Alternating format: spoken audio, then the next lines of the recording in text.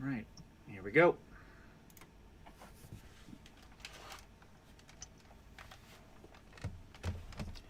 Hello, everybody. If it's Wednesday, it's Warhammer, and that means it's time for another episode of Warhammer Weekly.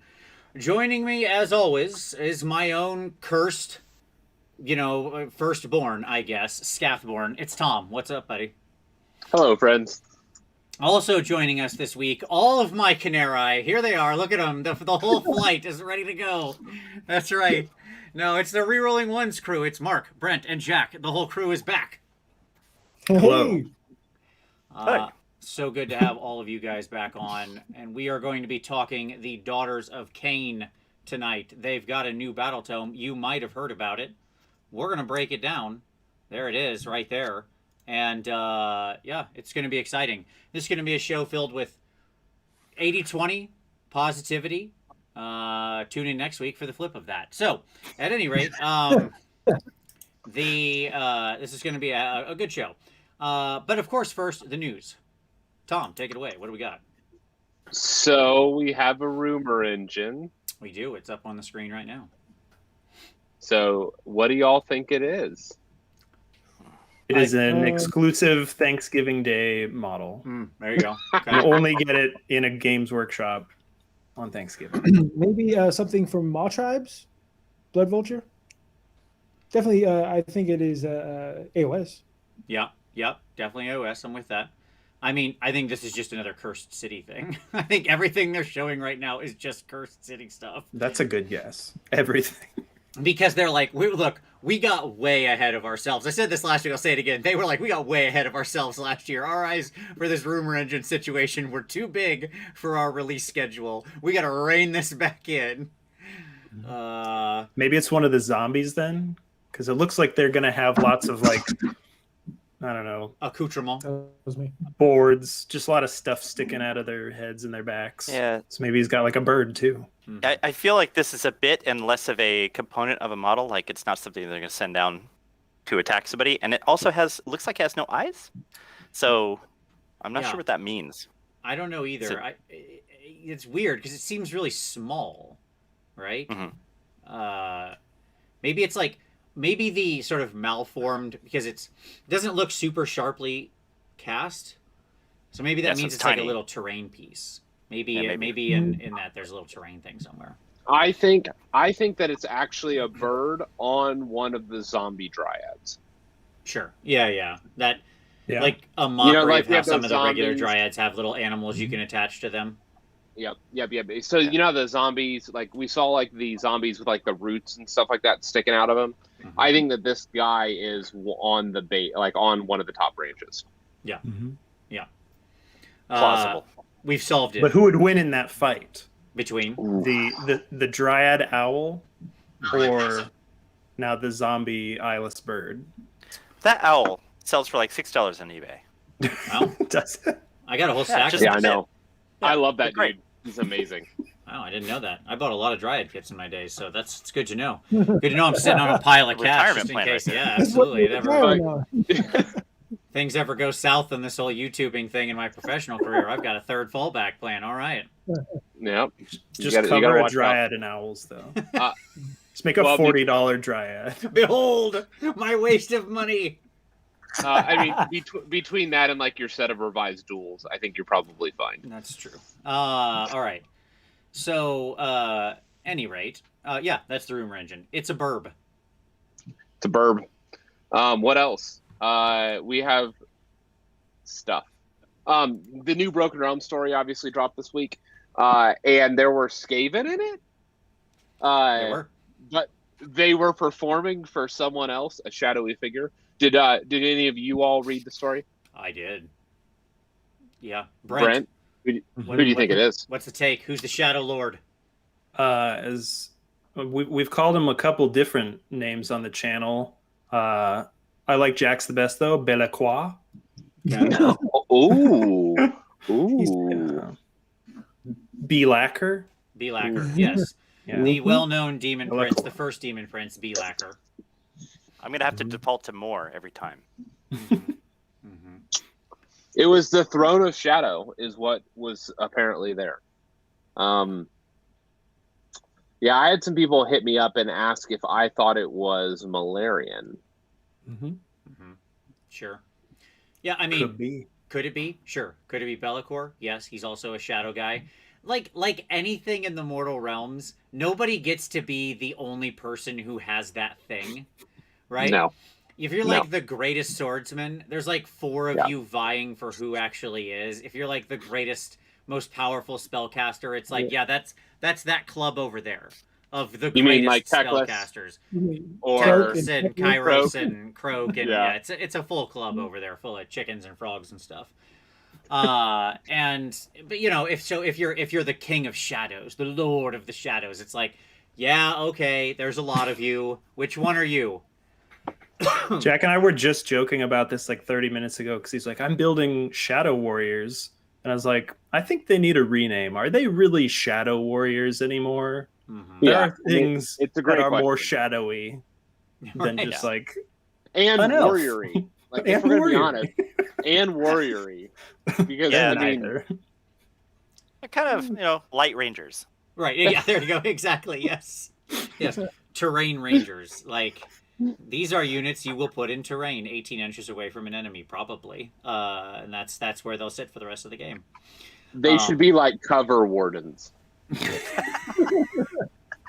Yes. I support renaming Shadow Warriors cover wardens. You nailed it, Tom. You've done it.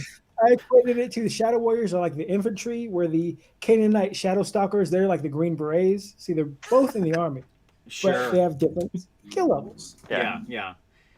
They're definitely the Shadow Warriors. Then are definitely the like 11 Bravo of of the Shadow Army. Yes.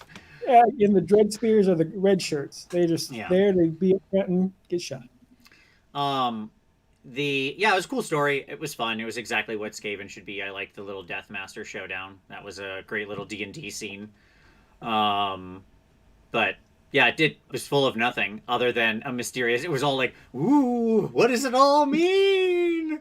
Like, listen, J.J. Abrams, okay, we're telling a narrative here. This isn't puzzle box time. So you better start answering questions sometime soon. Okay. Well, destroy all the, what was it? Destroy the indestructible. Uh-huh. And kill the eternal. Is that what the Something charge like was? that, yeah. Mm-hmm. Puzzles. It's a puzzle wrapped in an enigma with a riddle in the middle. Like, How many I mean- licks does it take to get to the center of the riddle in the middle? apparently quite a few, given the number of stories we're getting that have told me absolutely nothing about what's going on, except that yes, in fact, that thing I already knew was happening. Gordrak is marching and taking a big army with him, so confirmed. Sometimes orcs. That's what we know. Mm-hmm. Yes. Yep. But yeah, it's good seeing Skaven in there in any way, shape, or form. I don't think I've completely flipped on my expectations from our preview show, and I just don't think we're gonna get anything about Skaven for the rest of AOS 2.0. Not in a Broken Realms. Nope. Maybe if they show up in a Broken Realms book at all, they'll get the like idolaters treatment. It'll be like some half finished thing that like isn't good unless we later have an FAQ that improves it. If you Right? take a bunch of Skaven Night Runners, then Just ... They don't write the rest of the sentence. it's just nobody has that. Mm-hmm. Yeah. I mean, I saw it on the table. Yeah, I played an Weekend all is Eshin Night Runner heavy army against Tom. He did. I did. I watched him bounce off a dragon as I got ate by a bunch of ogres. That happened. It's true. When That you play is. Tabletop Simulator, you see a lot of stuff that you'll never see. Yeah, this was in person, Jack. I just want to point that out. I do have like 11,000 points of Skaven, so it's not hard for me to put anything on the table. It's true. It's true. Yeah, I'm excited. I'm excited for the narrative. I'm excited what they're doing. And I agree with you, Vince. I think the Skaven call that you had is misplaced. I had said that I think that orcs would like Iron Jaws or some type of orcs would be in the box. We'll see if that happens for where the narrative ends, but we'll see. We'll see. All right, what's next? Preview. Speaking of the future, preview show this weekend for AOS. That's super exciting. All AOS. All right, it's an no all AOS 40K. preview show. Here's what we're going to do. Jack, starting with yourself, and then I will nominate additional people. You are going to make a call about one thing only, that we will definitely, 100%, without a doubt, see in the preview show this weekend. Jack, kick us off. What is your first thing we will see this weekend in the preview show? A new chamber for Stormcast. All right, that is, Jack is saying a new chamber for Stormcast. A bold call, out of nowhere. I like it. Mark, what is your call? The one thing we will see this weekend. I think we're going to see the integration of one faction into another. Either it's going to be vampires into something else, or maybe, Skaven brought into Seraphon. So maybe like vampires and FEC becoming Finally. one faction? I have another news story related to that, Mark. So you may be onto something. Continue. Either that, actually, I'm thinking of like the way that they're evolving this thing. I'm thinking we will see factions get put together. Yeah, that's just my guess. All right. Brent, your turn. Your one thing we will see. We will see a vampire. All right. Good enough. That's okay. We will see a vampire. I stand behind this call. All right. Tom, your one thing we will see this weekend. Disappointment. Oh, wow. That was the one thing I wouldn't bet on. I'm pretty excited about this. I mean, here's the deal. Lumineth are going to drop in all of their glory. Yeah.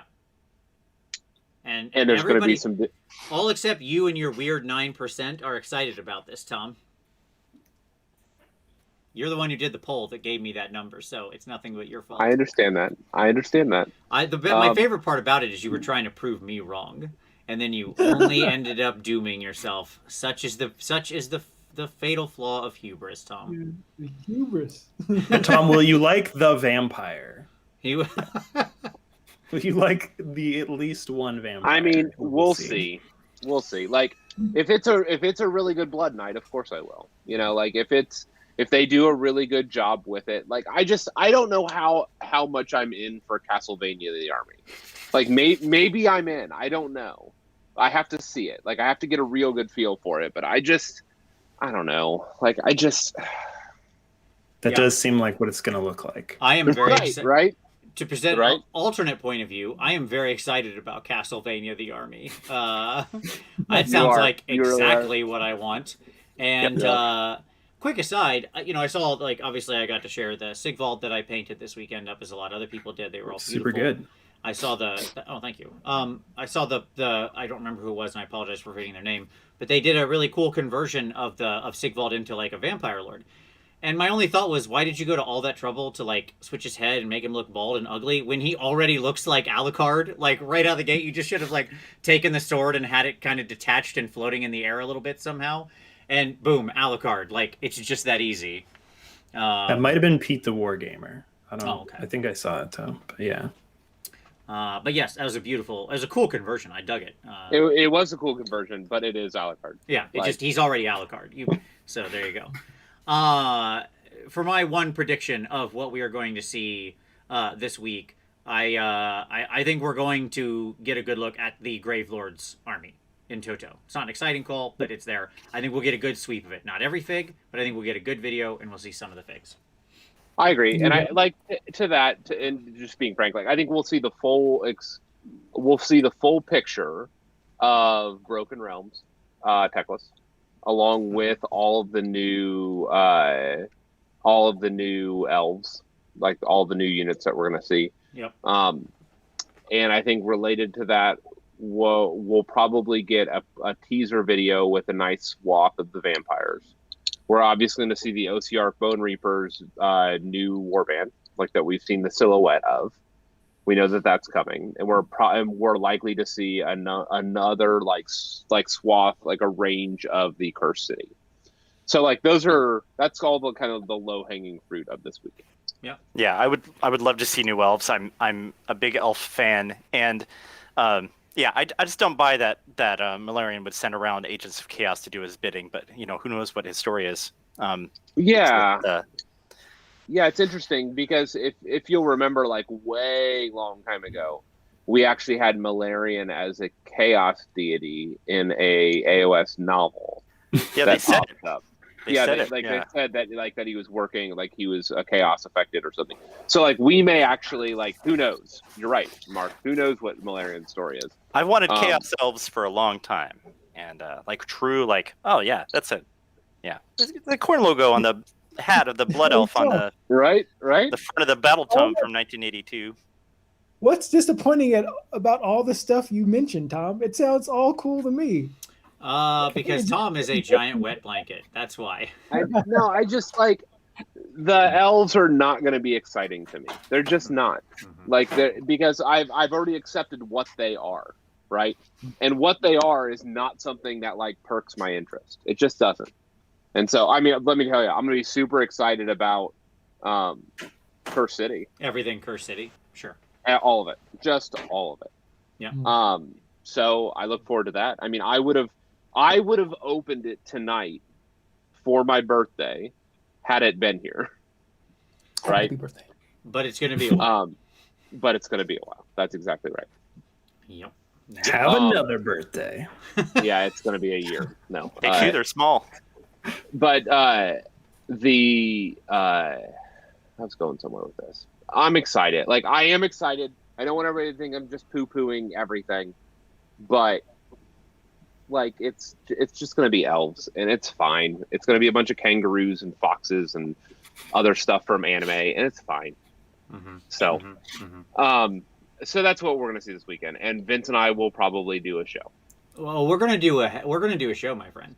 I'm going to tell you right now we're going to do a show. And I'm going to tell you right now this is going to be one for the ages, because that reveal show is happening during VinnyCon 2021. So Sam and Miniac and Ninjan are all going to be here. We're going to be painting away over the weekend, and I was talking to all of them, and they're going to sit in. So there's just going to be 5 of us here with you, Tom. We'll be in the room all just shouting about stuff, yelling at you. So that's going to be that reveal show. I accept. Okay, there you go. You should, yeah. I would love to be in on that one. I would definitely imbibe before I arrived. I mean, the day drinking may be starting a little bit. just a peanut gallery that show. Mm-hmm. I'll have to be in the chat though. All right. Mm-hmm. What's next, Tom? But we also have no new AOS through March 3rd. Yes, we got that confirmed because the full week stock list came out, and we know that March 3rd is Kill Team, so there's no AOS obviously next week because it's a bi-weekly release, and then the next one is not AOS either. It's the full Kill Team release. They are re-releasing the 3 Kill Team terrain sets if you liked those, like the Munitorum, blah blah blah, Sector Munitorum, and they're cool stuff. So it's good. Yeah, the first one is amazing. Yeah. Mm-hmm. Next 3 weeks are Adeptus Titanicus dice. Yeah, it's basically, you're not wrong. It's basically that. And I see Ninjon's here in the chat. John, you better be going to bed soon. I'm just telling you right now, buddy. You gotta be up early. All right. So, at any rate, he's got a long drive ahead of him. He's got a long drive. I'm watching you. And then we had. I'm just moving on. Yeah, go for it. We're moving forward. New Karnathi hero for Curse City. There she is. We saw the beauty of her, and she's fantastic. No hooves. No hooves. Here's the deal. I was not a fan of Karnathi previously. I wasn't. I was there's something about. They're amazing. I was not in, but this model, It's great. She's great. Does it say this is a Karnathi? Yes, it does. Okay. It reminds me of, you guys played Vermintide 1 and 2? Nope. There's a archer elf, and she kind of reminds me of her a little bit without the horn. But I'm excited to see what she can do. And I equate this with Warhammer Underworlds as well, where I see stuff, and only thing I really care about is how they play in AOS. Yeah. So I'm curious if she will also have her own AOS War Scroll, along with all the stuff for the Warhammer Worlds game. I got to assume, right? I mean, it would be insane to not make AOS War Scrolls for all this stuff. At least day for one, a while. It should be when Curse City comes out. Yeah. They should be here's your downloadable rules for running the Heroes as an Underworlds Warband or something like that. Here's your downloadable rules for running this stuff in Warcry, and here's your downloadable rules for AOS. Yeah. Right? Like, and the only reason why I would even be worried about that is the Jacob Bugman son model. Yeah. He still He doesn't didn't have get any it. rules. I'm like, I hope Yeah, he they didn't don't get any rules, right? that way. Yeah. But Yeah, I'm but they've excited. always done it for the like the cross product synergy stuff. Yeah, Skate's Wild Hunt has it. Yeah. And I think eventually he'll get his own rules, but I'm Yeah. just like, Like the Underworld's warbands have them and stuff like that. Like when they do the cross game stuff, they almost always have both. So And we know how invaluable the Silver Tower characters are today. The Night Quester and the How many of those, Priestess of Shadows or Mist Weaver, right? Yeah, the Tenebral Shard. how many of those federalists do you I have, hear that. Tom? I hear that, but let me remind you, like I have 120. No, you gave me 8 more. 128. 128 scuttlings up on that shelf. So that said, let's not forget that Gaunt Summoner was in that box.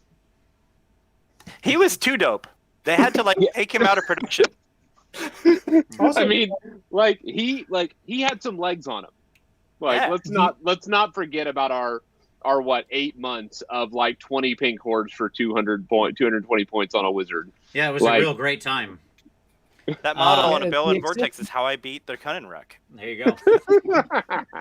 the Excelsior War Priest that also came out in Silver Tower it's like it got deprecated. It's Legends now, Right. and that came out years ago. So Yeah. One, boo to that. Two, I've seen a lot of comments in the chat about how, boo Satterfeet and cool Mohawks. Okay, one, boo you. Okay? That's what I have to say to that. Satterfeet and centaurs and stuff like that is cool. I don't want the whole army to just be that, but I love that being an element within it, right? Like, whenever I see Cronothi, I want them to be part of the forest. And so, yes, I want a sweet... Take your weird animal elves and go somewhere You're right. else. I like imagination in my stuff. Two, Mohawks are super classic. It's a throwback to the original 80s, early 90s war dancers. That's why they have that. It's not like that got cut out of whole cloth. Respect your elders, know your history, and learn, son. Okay? Now, that's what I'll have to say about that. That being said, this chick's awesome. And I like that she doesn't have hooves as well, and that she only has, like, the horns and stuff like that, because I want to see the whole panoply. The whole range of different stuff represented here, right? Because when I see the Kurnothi, I want to see some cool, like, a new take on Wanderer type elves, right? They're just elves that have those kind of, they're like the horn stuff, which I don't think she actually has horns. I assume those are like a headdress she's wearing. That's what it looks like, right? I want to see stuff like that, right? I hope they're growing right out of her head. It could be, yeah. I don't take know. it to the next level. I mean, they did Wood Elves great for 30 years. Let's see the next thing they got. We can see some normal Wood Elves, and let's see something that's new and shows the mortal realms in action. Creativity, weirdness. Let's not just remake the same stupid fantasy elf. There's 5,000. If you really want just regular printed elf or regular forest elves, guess what? There's about 80 million Kickstarters I'll direct you to that just have regular forest elves. Okay. Like, we can't keep reheating Lord of the Rings. I love the. But you can't use those in legal events. What? Like yes, Warhammer you can. World Shut events. up. You're going to Warhammer World anytime soon? You're not going to Warhammer World. But my point is that there is a degree, like there is a, like for those that play in local stores, right? Like GW stores, they're locked out of their stores if they bring third party. I said I want to see some of those elves, not all of it. Yeah, right. And that's my point, is that like third party producers are not always an option, and in fact, for events for some people, they're not an option at all. Often is a strong word. The number of people printing third-party minis is growing by the day, not decreasing. I understand that. So, I mean, not to throw water in your argument or anything. The weird elves is good. This Warhammer's been weird for a long time. yes. Like, let's bring that forward. We've got normal elves out there in other lines. Let's bring the weird out. That's right. I want to see the full range. I want everybody to have things that excite them. I want cool, neat classic wood elves that appeal to people who love that classic aesthetic, and I also want to see sweet satyr centaur ladies or whatever that really excite Rob the Honest Wargamer for reasons we best not explore. So I just want to see the whole range. Okay. Anyway, so yeah, she's cool. That's what we're saying here. There you go. I want to know what people think about this, by the way. This is something that this would be a good thing for a survey. Somebody's been asking what's the next survey. I don't know what the next survey is, but this would be a good one to survey on, to do a follow-up aesthetic survey on like things people would want to see explored, right? And kind of who would like. The survey's going to be what's the next survey. Oh, good one. You got me on that. Like, how weird is Let's Get Weird? How weird is Let's Get Weird? Like, yeah, because for me, like, it's real how weird. weird. I know for you, like you're also a big Slaanesh fan. It's true. Let's get let's get Realm of Chaos weird. Like I want to see a D100 table for mutations, and I want to see bird feet that don't do anything but give you like a nasty aesthetic. Like literally is no benefit to the game. Just you have bird feet. They were Andy and Rem were going through the classic Beastmen from the 80s yesterday, where when they had like the ostrich Beastmen and the camel Beastmen and the turtle Beastmen and just like all this, and they're figs that were made and they are crazy. I don't know anything about this. Oh, it's fantastic. He's got a fly face, but he's a champion of Slaanesh. You can tell by the garter belt. Mm-hmm. Yeah. Yeah. Manny Pinero, so where are the classic elves for those of us who want tradition? They're called Dawn Riders, Wardens, Sentinels. Those three are basically just redone versions of previous edition regular high elves. That's where they are. And Lumineth has a ton of classical elves. Like people don't like. They're not classic. They're bald. We're not getting into this again. Moving on. Next news item. Next. I'm shutting this down. Next. The other news item that I have that's not on the list, I had a source reach out to me from inside the industry and suggest that we may see the discontinuation of FEC endless spells. Okay. I have no idea what the implications of that are, but the FEC endless spells look like they're done, and the Battletome is on like constraint or whatever, like it's on a limited availability. Interesting. So could that mean that if they get folded in with Grave Lords, does that mean the models for the endless spells would be discontinued, or could it just be then put out in a box that now says Soul Blight Grave Lords endless spells? Do I get to the models I'm not done with? That's what I want to know.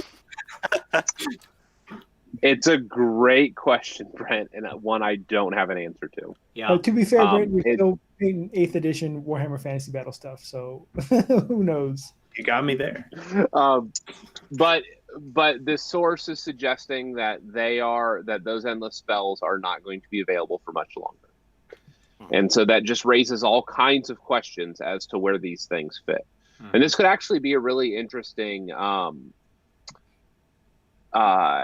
sign of the times, right? Because like we had talked about having like a bunch of like the bloodlines were very obvious. Remember we talked about this?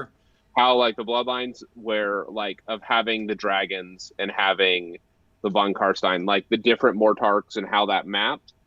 But what wasn't clear when we had that conversation was what the third weird one would be. And we were suggesting that we might be getting an entirely new line of stuff. Sure. Maybe that third one is Flesh Eater Courts. Yeah, it's just a question of like the Nosferatu vampires. Sure, yes. I mean, obviously for a very long time they were just part of that conception, right? Right. And obviously the nature of the death faction, vampires type undead, that sort of stuff in Warhammer throughout its history has been like be one big thing and then split apart and then be one big thing and then split apart. It's like this weird accordion force that keeps doing that. So like, could I see them putting FEC into the Soulblight Gravelords? Sure. The question would be how, right? Because there's different ways that could happen. They could all be rolled under one set of rules, right? And then you just have different things going on. Or you could do it WarClan style, where, it's almost like this is just 3 battle tomes, right? But 3 battle tomes for the price of 1. Like, here's the Iron Jaws, flip. Here's the Bone Splitters, nothing to do with what you just read, flip. Right. Right? Right. And then here's a thing that is just all of that together, sort of. Right? Yeah, I just like it's tough. Maybe is the answer. This caught me really by surprise when this was shared with me, because this is not what I anticipated at all. Mm-hmm. It really concerns me for Smashbat. Well, let me tell you why it doesn't concern me all in all. Like, Smashbat is awesome, and but we also, like, one would hope if they roll them together, if they do it Warclan style, then I wouldn't be worried at all, because those armies preserve their individual character, right? You play Bone Splitters now out of Warclans, it still feels like Bone Splitters. It doesn't feel watered down at all. It has its own subfactions, it has its own artifacts, it has its own personality, and it feels very different than what you play when you play Ironjaws, right? Like, those things are night and day different, right? And so if that's the case, Smashbat will be fine. Like, he'll still... Now, if they rewrite a bunch of scrolls and that all comes in, then yeah, sure, Smashbat's going to get smashed. Probably, right? Depending on how hard they go on the rewrites. Or he could get even better. That's a possibility. Smashbat could get even smashier. 5 points. Mm-hmm. So you never know. Go to 6 instead of D6. You could actually get a... Go ahead. You could actually get a real model. That's yes. See, there we are, Tom. Now you're where my head's at. Like, if they put that in there, maybe we get a new Vargulf in Cursed City, right? This feels like the place where they could stick a new Vargulf. You only need like one of them. Well, and the one thing that we learned is that, like, it's definitely Soul Blight that, like, the bargain was struck with. Mm-hmm. Now, what does that mean, right? Like, and so, like, if the Vargulf suddenly had a home here and they were in Soul Blight, like, that raises all kinds of questions. Yeah, it's interesting you mentioned this folding now. I understand what you were talking about from earlier. The folding I was thinking of was more like what is the relationship with Lumineth and Cities of Sigmar, the new Stormcast faction, if with those other order factions. That's what I was more thinking. But yeah, I see what you're talking about now for sure. Yeah. I'm not the fastest train, but I'm pulling into that to stop now. It's interesting. I'm excited. Let me just say, I'm excited for what it has, although it does raise flags for me, because that means that if this is true, and let's say that those endless spells do get discontinued, that means we will have had a kit on the market for 2 years, because it dropped in February of 2019. So how long was Silver Tower up? Sure. So let's say that kit gets discontinued and the Chalice of Usharan gets cast into the bin, never to be used again, and there was much rejoicing for anyone who has to play against FEC and not deal with that bull crap. So, yeah, bin it. I'm good with it. I wish I could throw more stuff like that in the garbage, frankly, Tom. It would go really nicely next to the Wildwoods. Exactly, yes. Those would be right next on my list, just like into the ash bin of history. I mean, it's an endless spell. You know, like, if it had gone, it's not the same as, like, an army going away or whatever. You know, like, okay. Well, I think there are people who still get upset that, you know, stuff that they bought, like, years ago has been discontinued. For someone who just bought this 2 years ago, and now it's no longer. I mean, and I always point out you can use it in open play. You can still play with the models that you bought, but you just can't do match play tournament stuff with them. Yeah. And I'm not naming names about the people who complain about models that they never painted or used being discontinued, but yeah, it's a. But I think there will be. I mean, it feels like, you know, where I pointed out the Excelsior War Priest. I thing's 2-3 years old, and now you can only use it in non-match play Legends games and stuff like. But I was like, I painted it up. You know, I like to go to tournaments, and now it's just not. He's your soul buying character now, or soul yeah, exactly. I'm okay with it as long as there's a new set of endless spells, which is what they should make, which is fine. We'll see. This is all rumor and conjecture at this point. Yeah, so. That's true. And it does remind me of, like, anything. I know Mark works for Wizards of the Coast, where Magic players, this is just what they accept. 2 years. They got a nice long run out of that. Get it out of here. I hear that. I do. Okay. I spent a lot of money on Magic in the last year, but here's the deal. There's a difference. There's a difference between both the so yes, play on playability. There's still this collectability value piece, right? That's one thing. And so it's a lot easier for me to just shuffle that stuff into a binder on a shelf and know that in 5-10 years I can sell it. This chalice is never going to get bought by anyone ever again because it has no collectability. That's point one. Bellwind Vortex people, they are on eBay spending hundreds of dollars for their Bellwind Vortex. I'm aware. I love my Bellwind. And that leads me to point two, though. And this is the frustrating. Well, that's just the Balewind is because it's still a playable piece, but it's not in print. Yeah. So that's the other half of it. And so it's like, it's the Mox of AOS. No, but the reality is that, so the other half of this conversation, though, is that with models, people spend lots of time and love and energy lavishing, attention on their models. And so having put hours into some things that you're going to put on a shelf and never touch again, is disappointing. And you're just, hold on. Wait, I got to shut this down. Wait a minute. You're being ridiculous right now. So what you're telling me, just to clarify, Yep. is that people spent hours, your words, on their chalice of Usharan, a thing that people wash with sepia and then shove Blood for the Blood God into the middle of. That I have never in my life. I've played a lot of FEC armies at tournaments. I have never and every one of them had that stupid spell, by the way. Everyone. And I have never in my life seen one that didn't look like it took 8 minutes to paint. Excuse me, I use Skeleton Horde on my channel. Oh, thank you. I appreciate that. Okay, but here's the deal. Even It if could I be did, any model. It doesn't matter. It doesn't matter if it's this endless spell or if it's a Balewind or if it's a Phoenix. Okay? The reality is that they are models that people have invested time, love, and energy into. Thank you, Mark. That I agree with Mark. Dude, I made the hat. I have a Wood Elves. I had 40 Metal War Dancers and I was ready to go. I know the pain.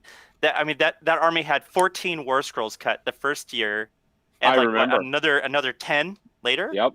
And then Sylvaneth had the Treekin cut. All I'm saying, I totally get it, and it's real. The pain is real. My collection, though, because I painted it, has a value to me that matters to me, and that is whether or not we get to play with those rules, whether or not Warherd is good anymore. I still have the models and I love them. So yeah, here's what I'm saying. Look, but I'm not advocating for models being binned, other than Sylvaneth Woods, and I'm saying I was responding to the 2-year cycle, right? Sure. Jack invoked the 2-year cycle, of Magic, and said they do it. And my pushback is that you can't do that in this type of hobby. Obviously, yes. Okay, let me make my position. I'll stop being flippant. I'll be serious for a moment because I can see some people in the comments aren't getting my sarcastic attitude here. So let me be serious.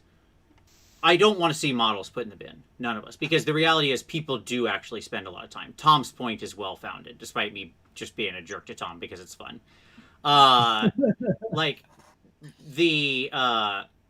People do spend a lot of time in their models, and losing an army, any models, does suck, right? It does.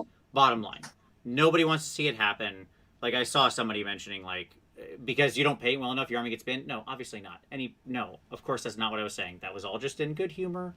Let's be cool. Yes, we'll get to the doc chat. Don't worry. Yes, I agree, Patrick Fisher. Thank you. But no, what I'm saying is that at the same time, we can't make that some kind of sacrosanct rule.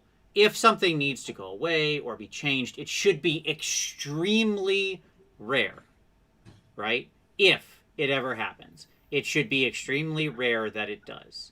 Okay? And I'm saying if there was going to be anything that had a shorter lifespan, the one thing I would be okay with amongst all of that would be something like endless spells or terrain pieces, the ancillary stuff. Right? Sure. As opposed to the army itself. That's all that's my honest feeling on it. And while I've been flippant with the collectability of things, I have to be honest, boxes of white lions are $100 on eBay right now. That is a real number. If you have a real high elf army now, you have lots of money sitting on your shelf.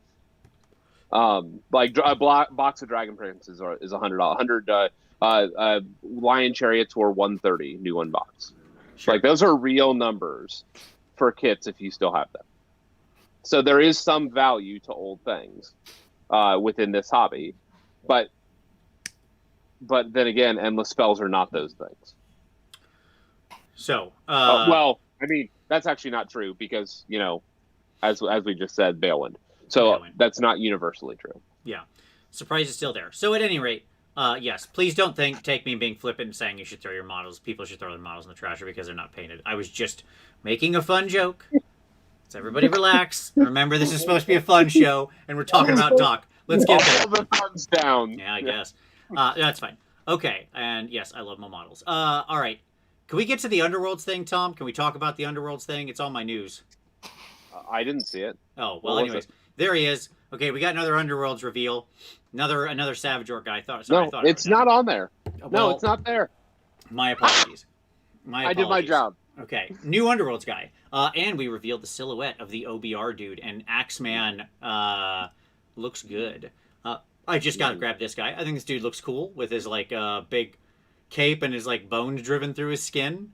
I love it. These dudes are looking cool, man. Brent, what are you thinking about the Bone Splitters Underworld's warband here? I will probably buy this. That's about it. But I have some Bone Splitters on a shelf. Mm-hmm. So sort of like we had the army that we've used on the channel that was like really nicely painted Bone Splitters and Iron Jaws. Yeah.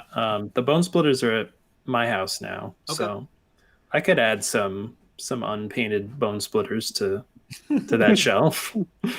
I'm very excited because people are thinking like the third model in this warband, or maybe there's a fourth. I don't know.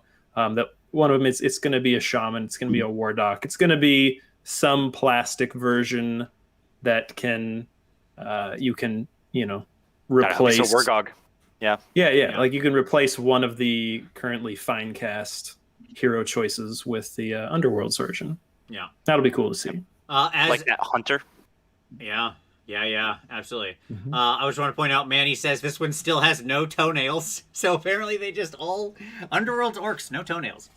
Nails, fingernails. They got fingernails. Their fieners have nails, but they got fingernails, but no toenails. So the Beastgrave eats your toenails. Mm-hmm. Such is the predatory nature of Gur. I want to know where his clothes are. What are you talking about? He's wearing like a Flintstones thing. But he's not. Like, man, if you zoom in on that, the dude, it's literally like a piece of skin that's been like wrapped around and kind of like cinched with a cord on his hip. Kind Good of. enough. Yeah, he's going to a toga party. As they do. He's like from mushrooms, right? He doesn't have. That's how they procreate. It's not like he has anything to cover up. It's like a He-Man doll. There's nothing underneath there. He was once a little snotling that grew up. That's what you think. That's your opinion, man. A toadstool underneath there? Is there a current model that has a pelt like that? Is it like a Dracoline or a... Well, the lizard men. Yeah, I mean, it looks like a lizard. It is basically a lizardman pelt, yeah. Shush. So I'm guessing he maybe the Seraphon stole his toenails. Yes. Hey everybody, Cole has this thing. So I will actually say I think it actually looks like a Star Drake. So if you look on the larger scales in the middle. Yeah, they use that pattern. The Star Drake has it, but so does a couple other models where they use the larger single ridge and then it gets smaller. They do that with a couple different models. And so it actually looks like the spine of a Star Drake, as weird as that statement is. Going back to where I said they're fungus, so they probably shouldn't have nipples, but the location of his nipple is very disturbing. It raises questions for you. Yeah. I mean, that's way up here. That's a good point. Mine is like, okay. I mean, but when you lift your arms, like, do your nipples go that way? No. I don't know, man. Maybe a little bit. This show has gone to weird places. You invited us. I expect no less. All right. So yeah, this dude's cool, and I can't wait till we see the OBR dude, because even that silhouette was rock and roll. Like sometimes they show those silhouettes, and just like with the vampire lady, and I was excited just from the silhouette. I'm excited for the OBR guy just from the silhouette because he's got this giant axe. So yes, I think I those for are sure am sweet. gonna prime the OBR warband. Excellent, excellent. All right. So now, that's all our news. Okay. So that brings us to some pick of the week. Let's go around the horn. Jack, what would you like to share with everybody? What would you like to shout out? So, I'm sure if people, especially if you're on Twitter, Rocco, your boy, he's been just a member of the Warhammer Age of Sigmar community online, and he is an amazing guy. I got to become friends with him over this adventure we're doing, and he just started his own YouTube channel. And the first 3 videos he's put out are geared toward newer players, which is they're a very useful tool. I wish I saw a video like this when I first got into AOS. It helps you with like a list building, and then it's like his whole thing. Not I'm going to say shtick, but his the thing he does is he's like because he taught me how to play Tabletop Simulator. He's a great teacher, and so he took that and put it into his channel. So he teaches you how to like what the terms mean, how to build a list, how to be competitive with the list. And Rocco, your boy, on YouTube now as well, and on Twitter. Just go follow him. He's a great guy, John. And he's just an exemplary member of the community. And I'm glad to let it. Like I talked to him on the phone. He's a friend of mine now, and that's what this whole AOS thing has been great. Like before I got in AOS, I wasn't friends with Mark or Brent, and this game has brought us together. And I used to watch Tom and Vince just like everybody else who's watching it. And now they're like peers, and I still have to all right, stop fanboying out because Tom's texting you about lists and stuff. And so it's such a cool community we have, and just another member starting his own content. And so go follow him, go subscribe to him. He's a great guy. Yeah, totally agree. Rocco's awesome. He sat in on a Soulbound game with us, and we had a great time. He also played in. He was also one of the players in Muppets Unleashed, which is a joke that came from all of you when you challenged me to write a Muppets Unleashed RPG. So there you go. Oh boy, that joke. It had legs. I wrote a nice little tight system for Muppets Unleashed, and we played it. It was a playable game. There you go. Brent, what do you want to share with everybody? Go ahead, Tom. What were you going to say? Did you use NGS? No, I wrote a game called Muppets Unleashed. I wrote a new game. All right, Brent, what do you got?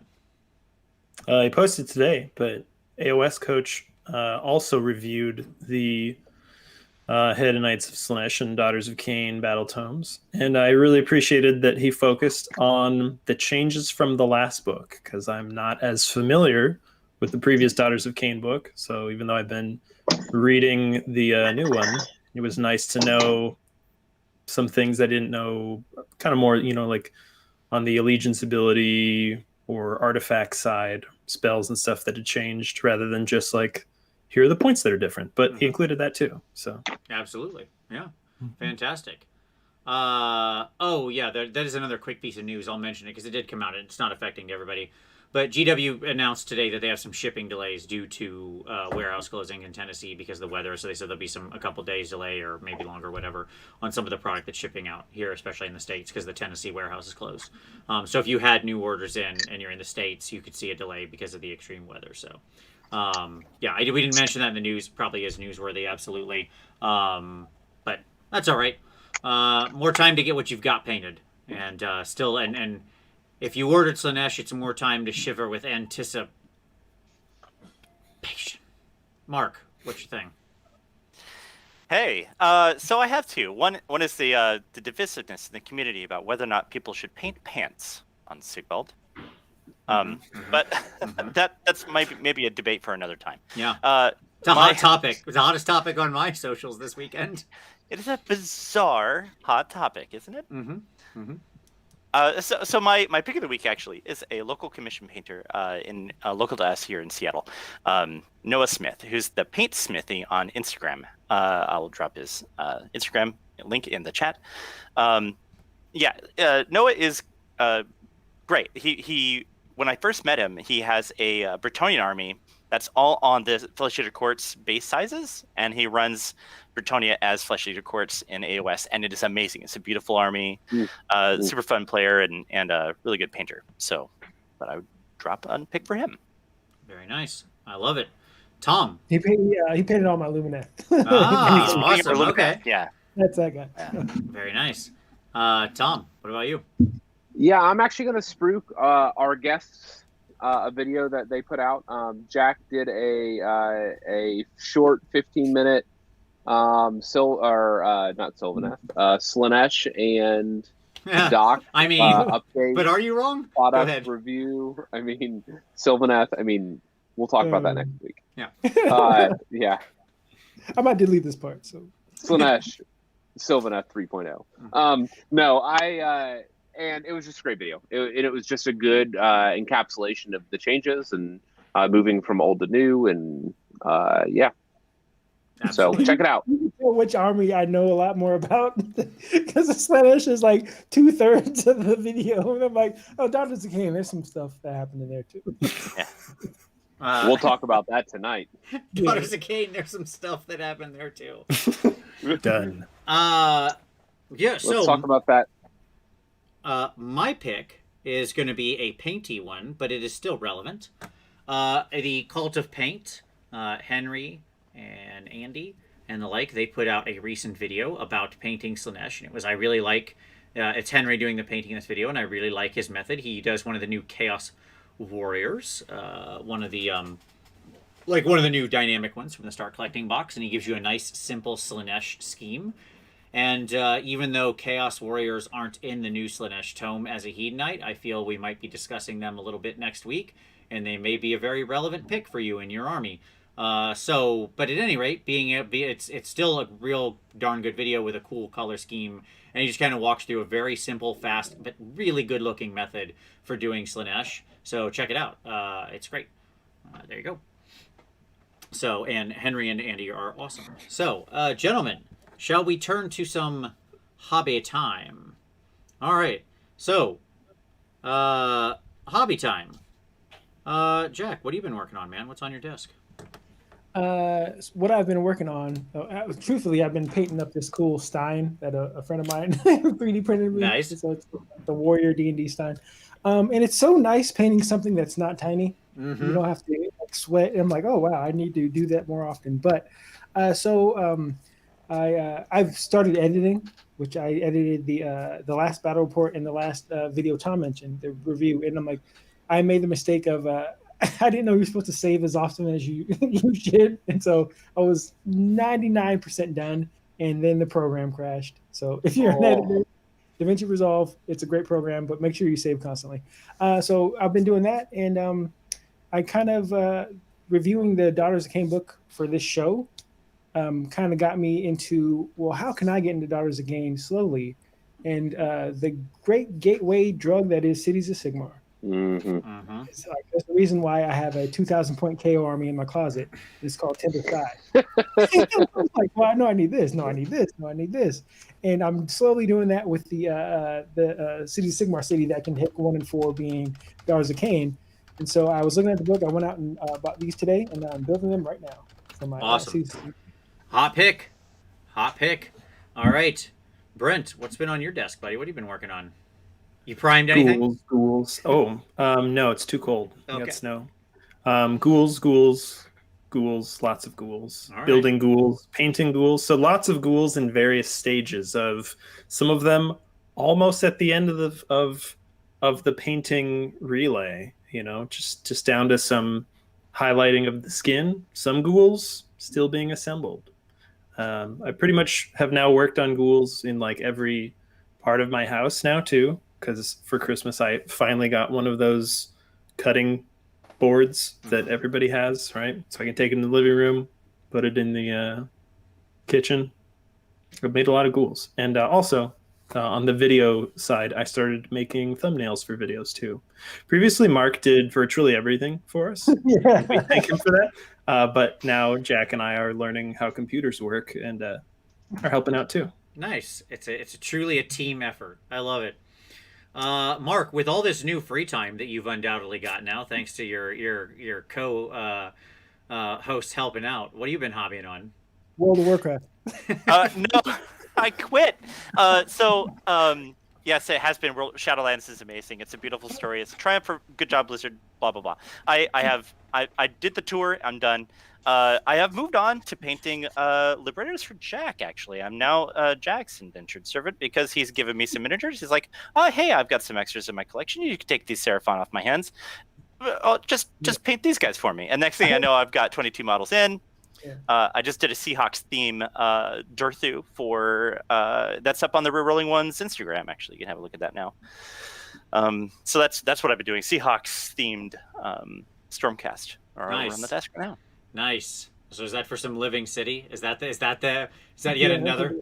It's Yeah. It's a Kumar gateway drug, man. Yeah. It's like, Yeah. well, I don't like.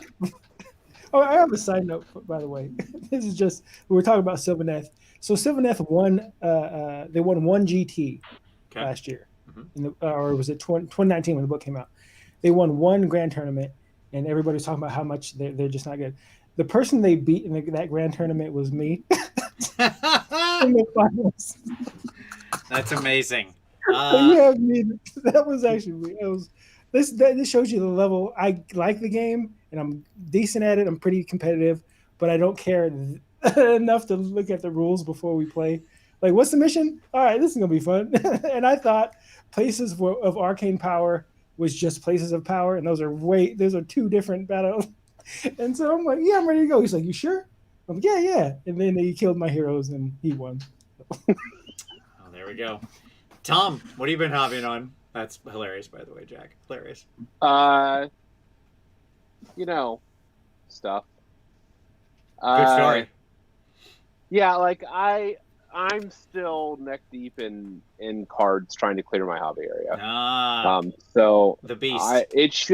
It should be done by this week-ish. And so then I'll finally get back to normal life and stuff. So I'll get there. Right on. It'll be fine. Yeah, I've had a busy hobby working on a lot of different things. Posted up my Vampirate over the weekend that I finished up. Getting ready for VinnyCon, so prepped everything up for that. But I'm also just working on this guy. Speaking of third-party folks, this is a sort of greater demon of anger, let's call it, from Archvillain Games. He's an awesome dude who has he's a 3D printer, STL maker, whatever. I don't know how you say it, but anyways, he has a Patreon, and this is one of the demons you can get out of his demon expansion. I've got this guy, and I've got a little Lord of Change type of model, or Giant Bird Arcanist. I don't know. He doesn't name him, so it doesn't really matter. And what occurs, it's cool, but man, this guy is busy. Look at all this stuff going on. It's too much stuff. But he's fun. So he's got a very expressive face. So that's just a fun little side project. And the reds you've used have popped out and hit me directly in the eyeballs. That's They're the great. idea. I love it. He's angry. He's here to punch you in the Looking face. great, dude. So yeah, How many that's. hours have you put into that thing so far? What's that? How many hours have you put into him so far? Oh, he's early days. I mean, that guy's maybe I don't know, an hour and a half probably right now. Yeah, that's. I just. That hurts my soul. It's not hard once you do it enough. Believe me, you get faster. It's just you push. It's that kind of deliberate practice. Deliberate practice for speed, and then deliberate practice for quality, and then trying to put them together. It's nothing more than that. I mean, I'm like 18 armies into painting this stuff, so I feel like I hopefully have developed some sort of muscle memory for it at this point. But yeah, he's got a lot of work still, but that's fine. He'll come back later. Okay, but I like painting those dudes, and I've got some other fun stuff lined up. He has big wings, but they're obviously not attached. Cool. All right, and then obviously I'm looking forward to new Slaanesh stuff. It's all on order, and it'll get here sometime. But before we talk about Slaanesh next week, we've got to talk about Doc this week. So let's kick off Daughters of Khaine. They've got a new tome. We don't usually do this. Doing we it need to before the acknowledge thing that at comes the out. outfit. Yeah. Right, the book hasn't dropped yet. But somebody luckily on WhatsApp dumped all of the pages. Yeah. So we've been able to see the rules. Yeah. So we can actually review the content. Did you say it wasn't me? Yeah. Wasn't me, GW. Please keep sending us stuff early. I didn't read it. It wasn't us. No, I can tell you exactly who it was because But I we're have not going to names. do that. Sure. So at Right. any rate, I'm not going to call anybody out. Right.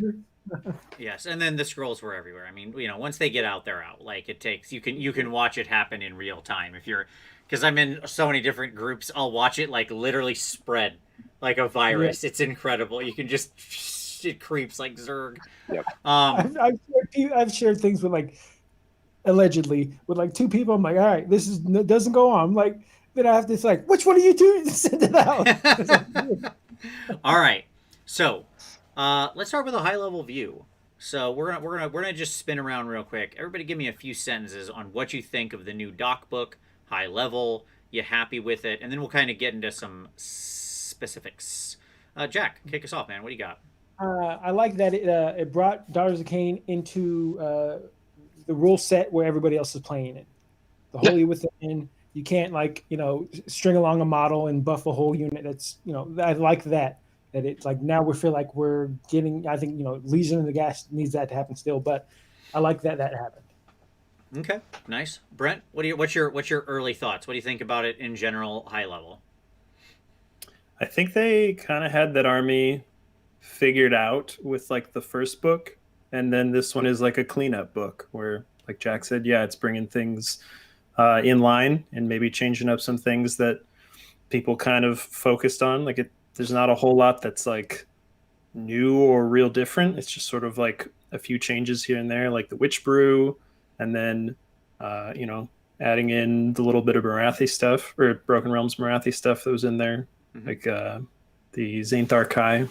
And then there's a new temple. So yeah, it really feels like it's a small update, but it's a nice one. Yeah, I like that very much. Mark, high level thoughts? What do you got? Yeah, I just want to echo Jack's thoughts there. I feel like there's a unification that needs to happen in the design language of certain things. Holy Within. No singular term for things like Deep Strike. I know that Vince and Brent, both of you, have ranted to me about this topic various times individually. So I like that that's happening and that's being worked into the rule books, even if they keep the terms of those things inconsistent. I like that stuff is at least being rolled out. So yeah, what Jack said. That's good. Tom, what do you think? High level. Like there's a lot of cleanup that happened, and we've talked about that. Like that's been a good kind of like catchword. And it tweaked. Like oftentimes, what doesn't happen is the weaker things in an army don't get touched. Like too often, like the top gets brought down, but the bottom never gets like brought up. And I can't actually say that with this book. Like this book actually felt like it did major work in bringing the bottom up, but without liberating it. Right, without liberating it. Well, I mean, I don't know. Actually, I can't say that because, and we'll talk about life takers because life takers are. Oof. Okay. Oof. Here's my high level thoughts. I have several. 1. This book is a triumph from a design perspective. It's so smooth in how it reads. It goes down like a buttery, creamy, just smooth ale. It just slides right down. You read through it and the lists form in your mind. You see the connections. You get drawn down rabbit holes. You get the idea to build different kinds of armies. Multiple and myriad forces are viable and interesting. I'm not talking about high competitive or anything like that. I just mean interesting and fun and compelling, and likely competitive to some degree or another, or enough that they're fun. The individual elements all work together in fun in different ways. The pieces feel like they have roles. The book, as far as its inter-party parity, feels so on point. The new narrative is fantastic. Like everything in this book is on 11 with one small challenge, and that is that this book is so drastically and horrendously underpointed that if I was making dock lists right now, I'm just going to get this out at the top of the show. If I was making dock lists, I would be writing dock lists at 1,800 points and get myself happy with that. Because your points dropped way too much. Like, you nutso levels. So that kickback is coming.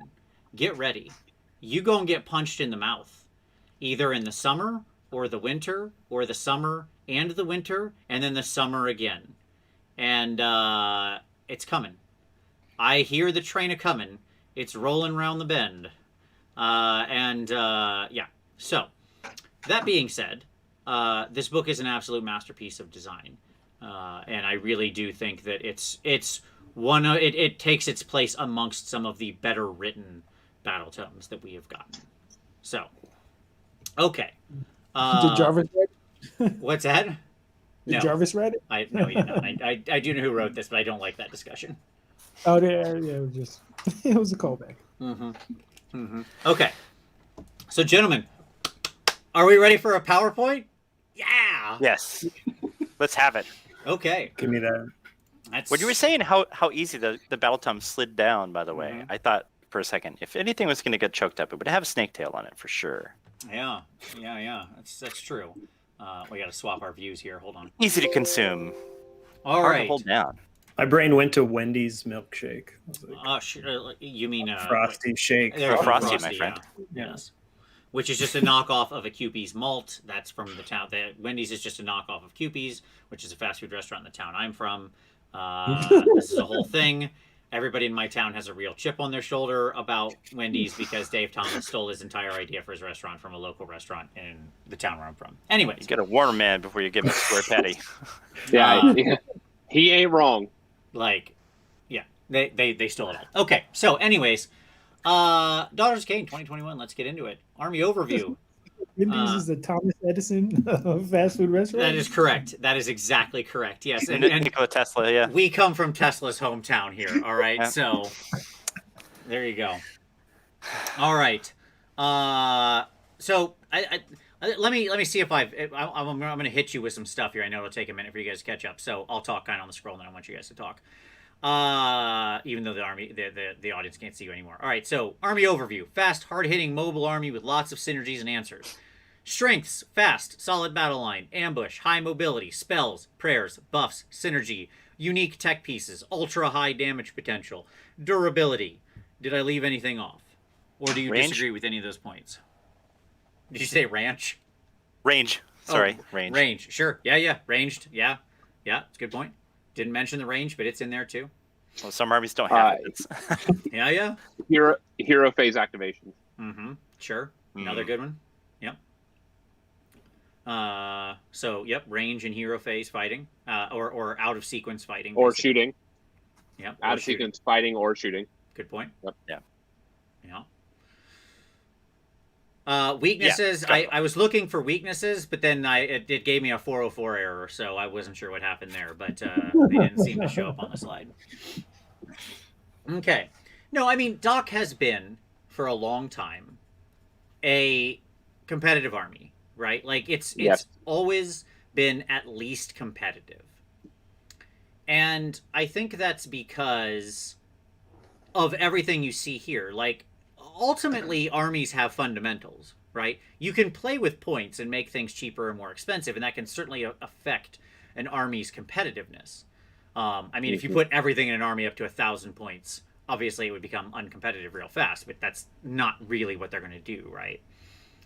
But the reality is that an army's fundamentals make a big difference. And when you have a combination of mobility, durability, offense, and then like spells and prayers, lots of synergy, it's hard to imagine that army ever being bad.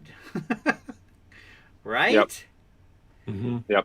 It covers so much of like the way you would win the game. Right? There's lots of different avenues you can use to win games, and what avenue is the best is kind of meta dependent, right? Like, what's good right now? What do you need to do? You need to get places quickly and stand there. Do you need to go somewhere and kill things? Like, they can do all of those things, and so on and so forth, right? So, by the way, the people are now talking about the weaknesses. IT, I think, wins. He said weakness, mongoose. That is true. Mongoose does beat snake, so... Their weakness is $59 battle line. Yeah, it's like price. Price, yeah. Fair. They did give you one free witch elf 2 months ago, so just saying. So if you put on disguises every time that you go in, yes, yeah, it's like the old Halloween candy, grift. Yes, correct. Okay. But yes, it's truly like this army is truly without weaknesses, or very minimalized weaknesses, I should say. Sort of light criticism, but not really, because I don't think that every army has to be everything. But yeah, there is kind of no jokey version of this army. Like, not to say that it's like every version of this army is going to be, very competitive, but to me, the army as a whole feels like it leans more competitive, and that more if you're looking to play some games, like this is a good army for you. Put on the gas, I don't know if it's necessarily like that. I don't think it's like, oops, I took literally anything and you died, but it is. But there's definitely but it's close. It's right. I was trying to look at it and be like, what version of this would I play? And there's maybe not a lot, but not everything has to be for everyone. So you can play Kraith with no Sisters of Slaughter. There you go. There we go. Yeah, it's not Slanesh and like original flavor Slanesh and Oops All Locusts, right? Where it's I love, by the way, that MRI Gang said, bro, it's called Oops All Khaine, and he made the Oops All joke at the same time. And by the way, I'm pretty sure all Khaine would obviously be silly, but I'm pretty sure Khaine are going to be a backbone of every army and blow enemy armies off the table, which we'll get into. I was like, disregarding about them, since we'll talk about them, but in my head the jokey version of this army was like, well, what if they were battle line in Keltnar? But then I learned that's probably a bad idea. Sure. I mean, I would have been like, yes, please. Yeah. Tom would have been putting it wouldn't be the army that I wanted it to be. Tom would have 1,000 points of them on the table, and it would be a nightmare. All right, he'd dress up like the Wicked Witch at conventions and just be yelling, "Fly, my pretties!" As they went out it would and have been so everybody. amazing. Like I'd run the Shadow, the teleporting one, and it would be filth, just pure filth. Yeah. All right, so our next slide is courtesy of the one, the only, the legend himself, AOS Coach. I was going to put this slide together, and then I was watching his review, and he had it, and I was like, hey, man, send me your slide. I don't want to redo work. So I just stole Coach's slide. You notice there's a color on this slide that everything is. This is the points slide, and so obviously this is all of the things that moved, and I can't help but notice that there's a singular color for every arrow. And that color is green, meaning they all went down. And by the by, they didn't just kinda go down. Okay? Some of these things had momentous, meteoric drops. I am blown away by these point drops. So I'm gonna hold my tongue here because I already said my piece on this. Said my piece, counted to 3. Rerolling one's crew. Anybody who wants to take this. What do you think of the points going down so much in this new book? Yeah. So right off the bat, I wonder if this is in relationship with the armies that are out now, or if this is in relationship with something that's coming. And so that kind of tells me maybe they're looking to shift the model count for a 2,000 point game up in stuff that's coming. This is how you do that. Sure, if you had big points drops across the board, you're saying you want to have more models. So they take the opposite of what they did in 9th edition 40K, where they raised the points across the board. Right. Yeah. This is basically saying we want our Age of Sigmar games to be a little bit longer, and for everybody. And the first army to get that bump is right here. It's funny that you suggest that, because of one, Slanesh. And 2, that potentially they may be making the board smaller. And if that's the case, it's just all very curious, right? Man, Like- the gas gets even hotter if you make Right. the board smaller for this army. Yeah. Right. Yeah. It's true. Yes. So, I mean, just like to highlight some of the key elements here, when you see something like Witch Elves dropping 20 points, like, yes, I understand that they didn't change that much because they also lost their Horde discount. Like, so there's some argument how much they changed. But I would argue that changing 20 points down on individual tenors is actually a huge deal. Anytime a unit drops by 20 points when it's already around the 100-point mark, when you multiply that out over an army where you're not going to take every block in 30, you might often be taking 10s or 20s, you know, it can actually be quite a lot of points in a whole army, right? Just save some money. Yeah, the Bloodrag Medusa going down 40, that's crazy on a 140-point model to drop 40 points in a single whack. Like, that's nutso. And the stair got The better. shrine dropped Right? 50, so it's 60. It only costs you 60 points to get the shrine. Yeah. Yes. It's like, What's shocking about the Bloodrag Medusa is she got so cheap, and yet I'm not sure anybody's going to take her because the shrine is only 20 points more than the Medusa used to be that everybody was happy to pay for. So now just get a 13 wound version of that thing, I guess. So that's cool. The Hag Queen on Cauldron down 70 points. 70 points. 7-0. Like, I got nothing. This is madness. So my argument is make your armies at 1,800 points and you'll be playing in the right area. Okay. Another thing about the points kind of on like the other side is when they introduce the, well, I mean, like with the Medusa, like you could make the Snake's battle line before, but now with like the Iron Scale, you could make them battle line. So like that, and there being like there's still some Shadow and Pain boxes floating around. I was excited at the prospect of like, okay, like other ways to build armies.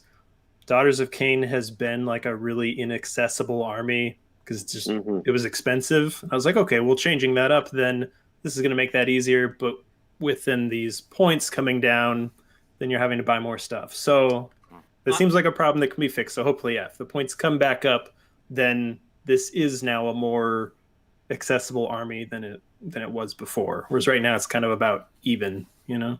Yeah, I mean, and like also on a note, by the way, you mentioned the Melusite Iron Scale. She dropped as well. in the 3 months? She dropped Buy another 30 points. She's not on this list. You left her off, Coach, but that's okay. I'm not going to hold you accountable. I wasn't going to redo a slide for one model. She dropped 30 points. Like, everything got cheaper. I mean, you know, yes, Marathi Khaine. Like, I saw PSI 915. I see you saying it's because Broken Realms Marathi made Marathi 600 points. I mean, it did because it completely changed her War Scroller functionality, and she is the most worthwhile 600 points you can spend in this game. Like, you know, Alario's 600 points too. Yeah, you ain't happy about that 600 points. Like, yeah, Marathi is like the single best investment of 600 points I think any army can make. She is the best god character, right? Yep. Would anybody argue with that? Like behind her, but like she's the best. The fact that you can't like Teclis, you can like if a KO or a Zinch could probably pop him off before he gets to go. Right. Yeah, if Jack can't kill him one turn, yeah. Like Marathi's the best. Stop it, just shoot that off the table. Yeah, Marathi just is the best. Yes. Yeah. So I mean, like, Anyway, let's not berate it anymore. I'll just say that there are a huge number of points drops, and it doesn't feel tenable in the long term. I'll just say I've loved writing lists. I bet it's fun to write 2,200, 2,250 lists. You know, it's fun to write 2,000 point lists that should be 2,250. It's super fun. Now, let me just say this: I don't think all the points drops are problematic. You're right. The Avatar of Khaine can be 130. I'm okay with that. I won't fight you on that one. Because they took away the faction spell, I don't think Doomfire at 120 are a problem either. That's a good point, Tom. I would like actually for you to give me your take on that. I mean, I don't know that much about how the army was before. So Sure. looking at these new stats, or these new points, is it like alarming to you that this is this cheap, or is this like, yeah, it probably should have been 130, 220 this whole time? For what? For like Doomfire? Well, actually, like I'm actually talking about the stuff that got these meteoric changes. Yeah. So like I'll say this. So the Hag Queen. So the Cauldrons. Let's start with the Cauldrons. The Cauldrons should have never have dropped. Right. Mm-hmm. Agreed. Like I will just say that flat out. Now I will say this: like those Cauldrons are competing though with the new realities of like the battalion of the new incentives that have been put in place. And I've had a hard time. Like I don't ever slot in a Slaughter Queen anymore, ever. Like in any of my permutations, Slaughter Queens have never made my list. Yeah. I mean, I don't want to get too deep into it. I want to hear the rest of your point, Tom. But I'll say I think in general it would be impossible to defend these point drops holistically. Right? Sure. That I think would be the take home point. Like we could go on and make this whole show unit to unit, and as a matter of fact, Tyler Emerson, Scrubby, and Wells and I did that for 3 hours a couple nights ago. Yeah. Went unit by unit, compared every unit, wrote up what we thought the actual correct points for them should be. Yeah. So like you can do that, but that's not this show. But holistically, this is indefensible. Well, and what I'll say is this, but like the Blood Rack Medusa, let's just look at Herd 100. Like that is really aggressively costed, and I still don't think she's going to make it into lists.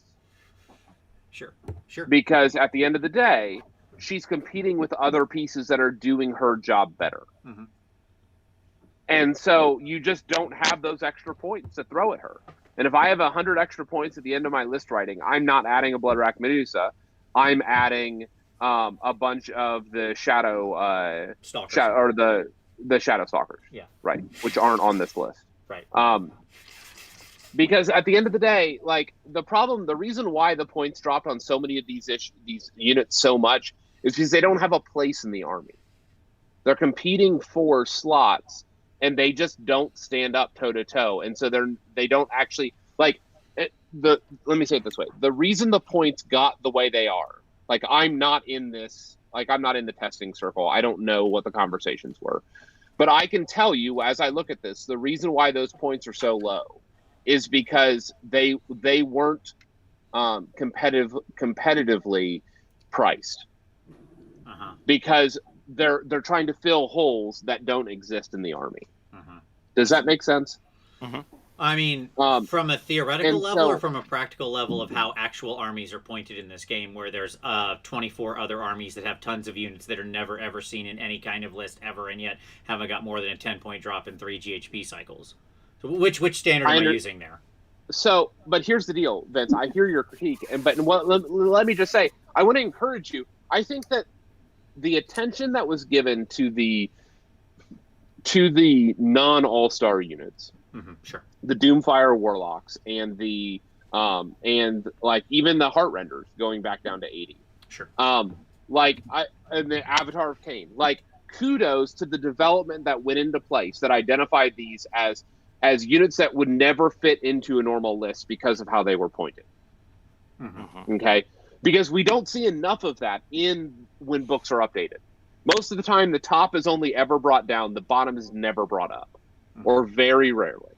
Mm-hmm. And so, like, I love what has happened here from a development standpoint, but it raises concerns to me when this is what Vince is talking about, is like when you compare, for example, like Morgwaith, the Bloody, and her crew at 80 with just like, I don't know, just a normal Hag Queen. Uh-huh. Uh-huh. Mm-hmm. Or when you look at like what you're getting on a Blood Rack Shrine for 160 or a Blood Rack Medusa at 100, it's silly.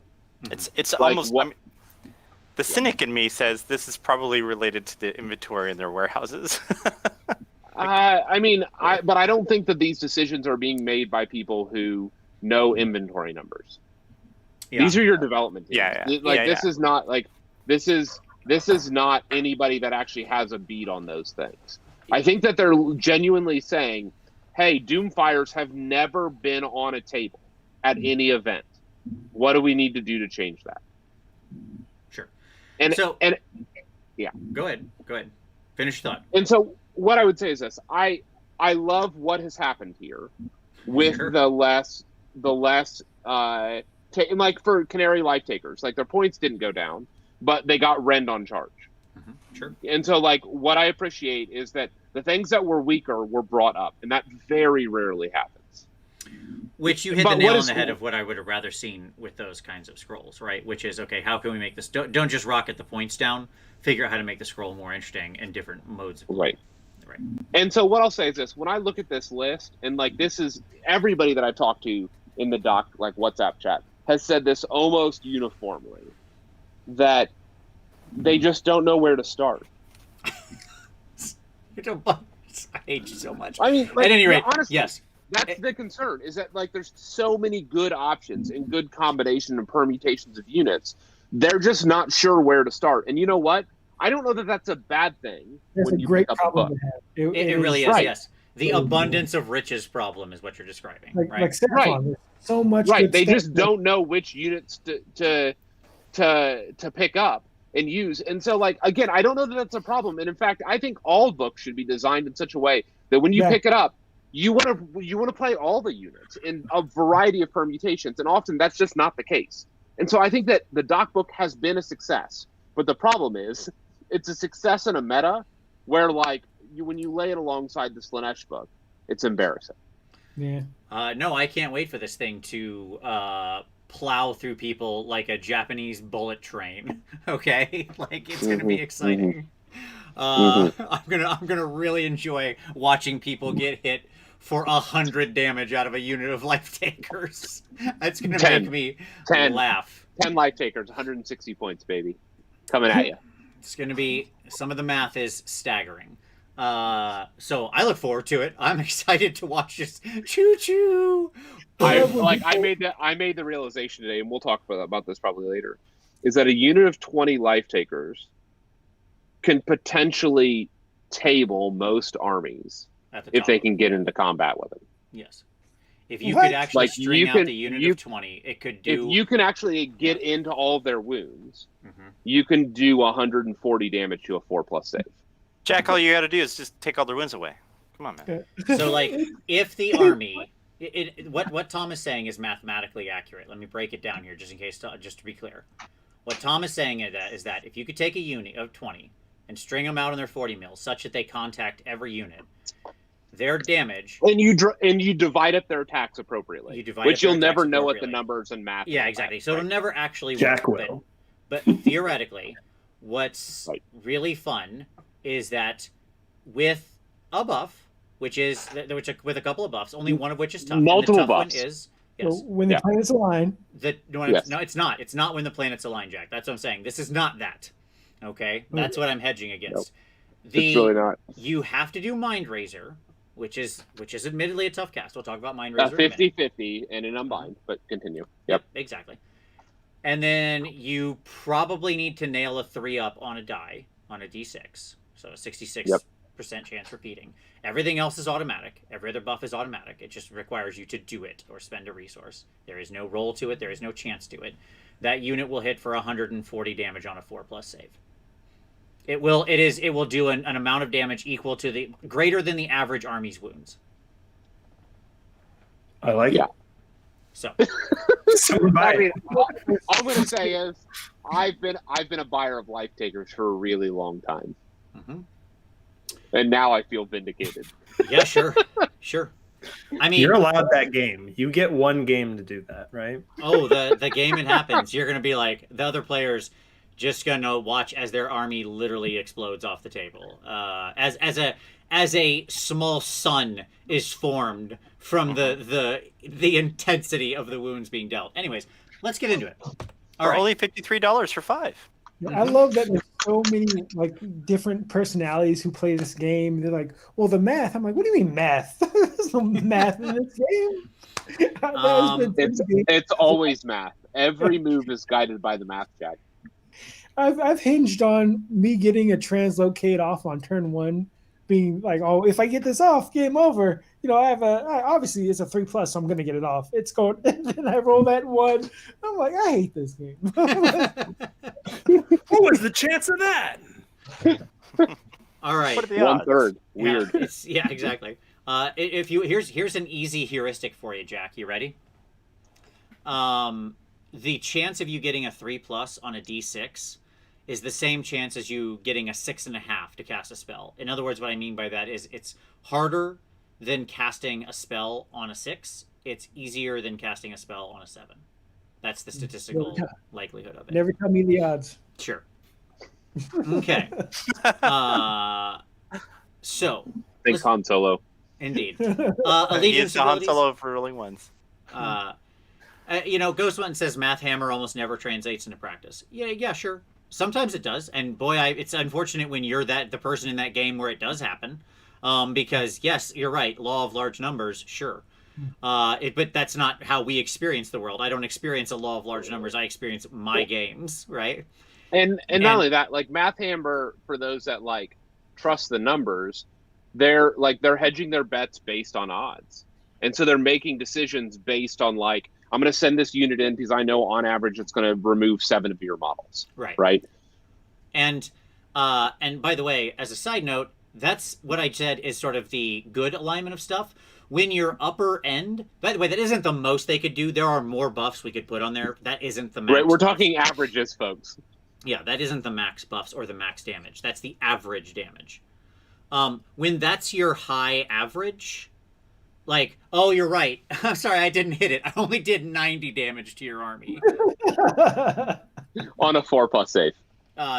No big deal. I missed it by 50 damage. Okay. So anyways. I'll take that low end. Which I don't have. I have everything else but Yeah, so at any rate. Allegiance abilities, they're the same as before. It's an escalating table of reroll 1s and a 6+ feel no pain. End of discussion. I think like one of them used to be the reroll wound rolls of 1 used to be something else, but besides that, it's just the same. No, it's the same table. Okay. Yeah, it's runs, charges, hits, wounds, immune to battle shock, saves, and then on turn 3, your avatars come alive. Same I thought it was the wound is the change, or was the change that it doesn't work in shooting, that it's melee only. For the frenzy? I don't know. You're talking about slaughter or shrink? I don't remember if the old one. I don't know if the old one didn't mention shooting. That's a good question. I mean, yes, you're right that the current one is melee only. The current reroll ones do it as melee only. Yep. No bow snakes. Take that, snakes. Yeah, the shooting snakes are clearly bad now. Oh wait. Okay. Oh wait. No, dog. I just roll mortals, man. I don't. What do you mean reroll wounds? Okay. What is wound? What is a wound roll? I've never heard of it. I just go straight for them MWs. All right. Command traits and artifacts. Command traits, basically pointless, as the subfactions are all great. I don't mean this as an insult. I mean this as a tremendous success. There is a table in here. It's called command traits. You'll never use it. Don't bother to read it. Well, stop. No, this is not true. Vince, stop being a negative Nancy. Okay, so here's the deal. Right now, there's something broken about the book. Uh-huh. And not what you think we're going to talk about. Yeah, you're going to talk about a weird corner shooting thing that's going to get FAQ'd out. Man, people are going to take the subfactions. I'm not being a negative Nancy. I'm being incredibly positive.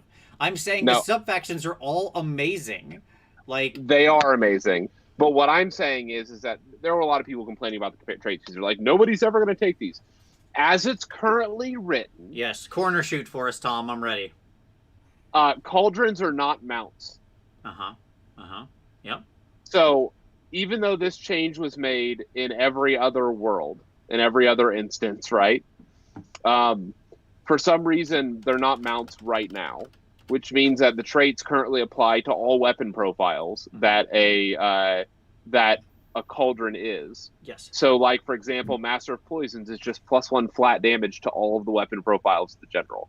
If your general is a cauldron, that means the Witch Elves on there are doing 2, the Sword of Khaine's doing 4. So I can see some weird corner case where you don't take a temple if this doesn't get fixed. where somebody wants to play and explore. But if it gets fixed, no one will ever look at this page again. So thank you, Tom, for saying the thing that is going to get FAQ'd. Yes, I'm not being negative. To me, this is a positive. Okay, like, fine, it's here, people can do it, but, like, these subfactions are really some of the best and most compelling that's been written in a Battletome. They're incredible, top to bottom, and so good and so compelling. Like, it's just, the price of that is that the generic command traits become pointless. I don't know what to tell you, man. This is the way the game for my Joki army. Sure, there you go. Okay. So, yeah, good stuff. The artifacts. I wrote down the 3 I like, but I welcome all of you to put in the 3 that you like. If there are not 3, I'm sorry. If there's any others that you think I missed. The Shadowstone, which is Melusai only, the +1 to casting rolls, so it lost a little bit of its power, but still good. +1 to casting is always good. The Iron Circlet, which allow rerolls prayer rolls of 1, which goes on a Doc Priest only. Very potent, especially now that you can now put all your prayers on a 2-up if an avatar is standing around. And the 1001 Dark Blessings, which is a 5-up Feel No Pain for Doc heroes. Can be quite interesting, especially because you can, if you're a Cobra Kai fan like myself, you can get 3 artifacts pretty easy. So that's usually my 3rd pick. Anything I missed out of the list that any of you guys liked? I'm looking at this now, so no. Okay. I'm a big fan of the Iron Circlet, especially because I really enjoyed the thing they added that no army has done this yet. Or, well, jumping ahead, like the endless spells. Not only do you have endless spells, but yeah, they have endless prayers. Yep. And so you can reroll as well. So I think that's really cool that they combined it. Yep. Yeah, the endless prayers are really good, and getting a reroll it's a good thing. Cable Salad, the Slanesh review will be next week. Okay, cool. Tom, did I miss anything on artifacts or anything else you wanted to hit there? Yep. Okay. Tom, are you still there? Did I lose Tom? Did I lose all of you? I am sorry. My wife was just dropping in. Oh, okay, got it. I can't see you right now, so because this is on my main screen, so I'm looking at this presentation. Yeah. Okay. Cool. All right. Next, spells and prayers. The spell lore. I mean, I called it basically the same. There is some minor changes. These they're worth discussing, and if anybody has anything they want to talk about, that's fine. There are 2 things I want to call out here. Mirror Dance, still great for some movement shenanigans, and Mind Razor.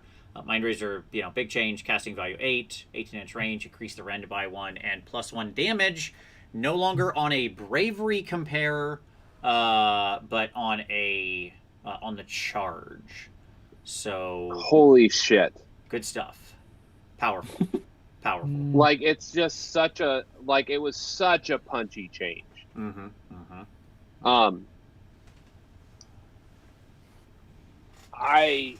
There is no change in this book as significant as the change to Mind Razor. Yeah. Yep. The fact that you Like, know I you honestly can, believe I think it was Vince. Go ahead, Jack. Everyone. Oh, sorry. I think it was Vince and Tom. You guys both put out the fact that in the new world we're in now, that you're either a dom or a sub when it comes to magic phase. Yes, magic correct. phase. So I see that 8 to cast where I think Wrathy gets +1, and so like in the world where you have Slan and Teclis who can just shut down magic, like I know it's amazing to look at that, but it's like that might not go off as often as you hope. And so I like that it does a lot, but it's still 8 to cast. Yeah. Right. I think that to me, when I look at Mind Razor, the way I think about it is this. If I'm in a game that would otherwise be tough because of hard-hitting melee or bodies or wounds, right? Then I'm generally not in a game against a Spelldom. Generally. Okay? Like, Lumineth, not a ton of bodies.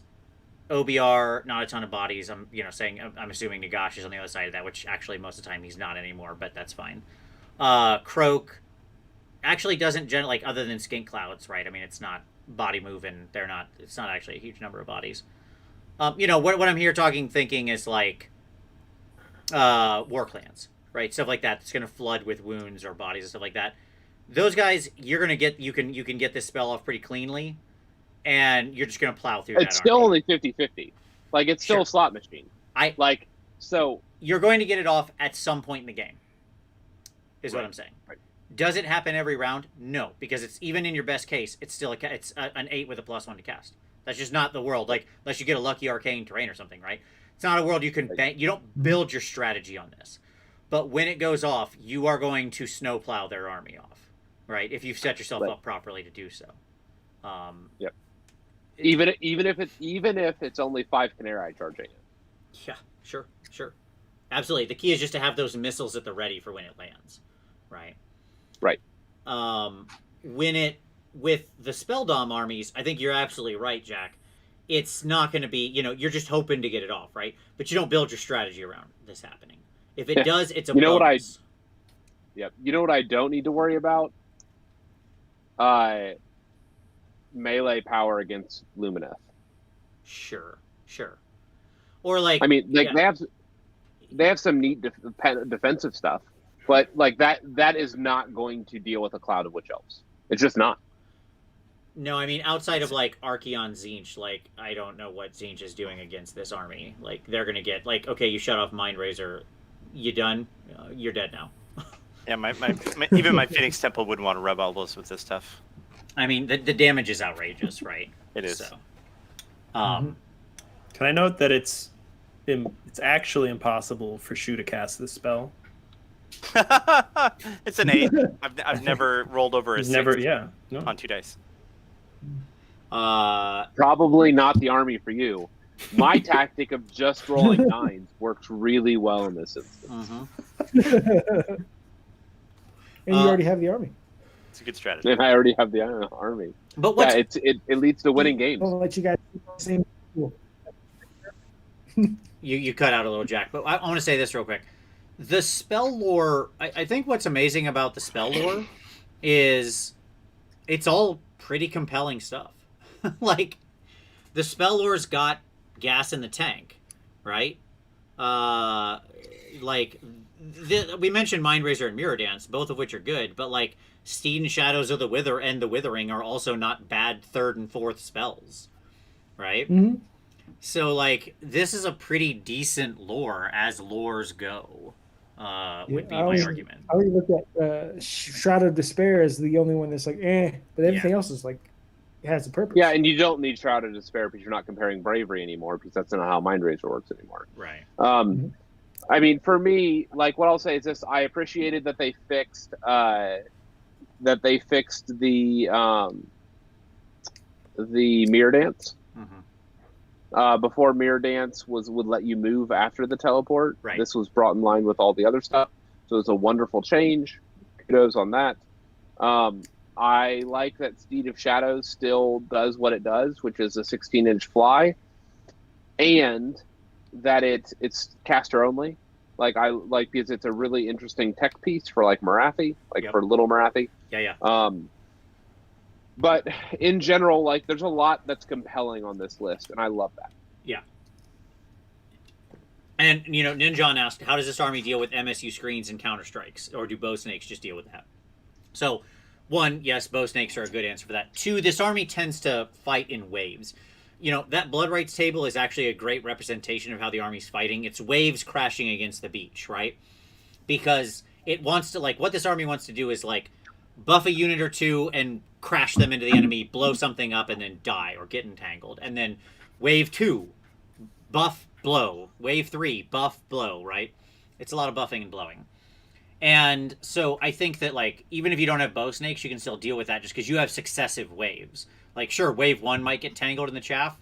Wave 2 is coming in, right? And it's coming in hot with all the same buffs that the wave 1 had, right? And there's a chance that wave 1 may fight itself out of combat in the hero phase. Yeah. Depending on how you built. And so, suddenly, what was entangled is suddenly not entangled. Right. And so that may not always work. And they, if it's built correctly, this army can trade units all day long. Yeah, I mean, I would argue this army is Answers the army. right? Like, if you got a problem, yo, they'll solve it. So the prayers. What I wrote here is basically the same, and somehow Blessing of Khaine still exists. I was surprised by this.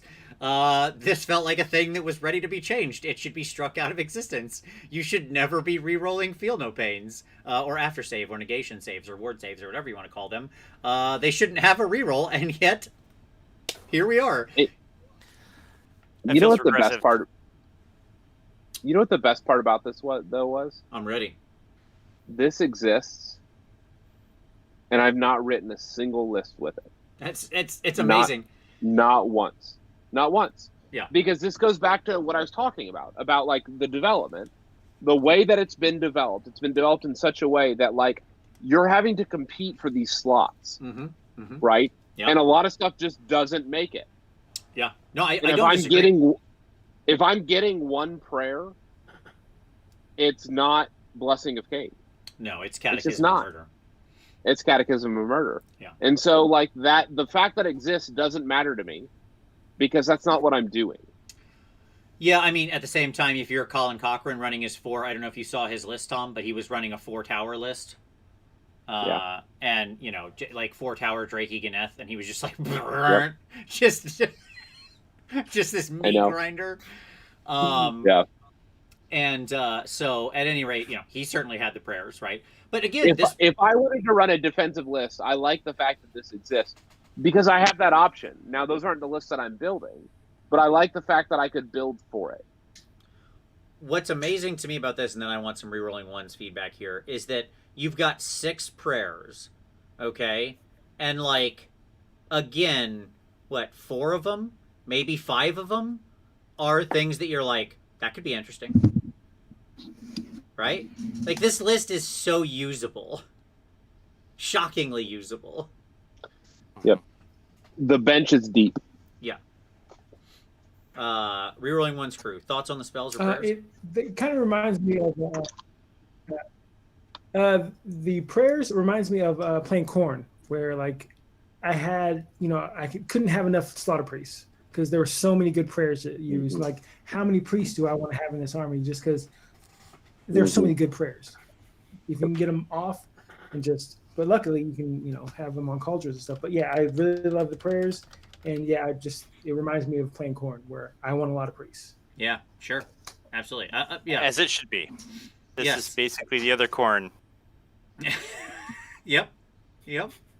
This is like Khorne 2. Don't you wish you could Khorne like me? Yes, absolutely.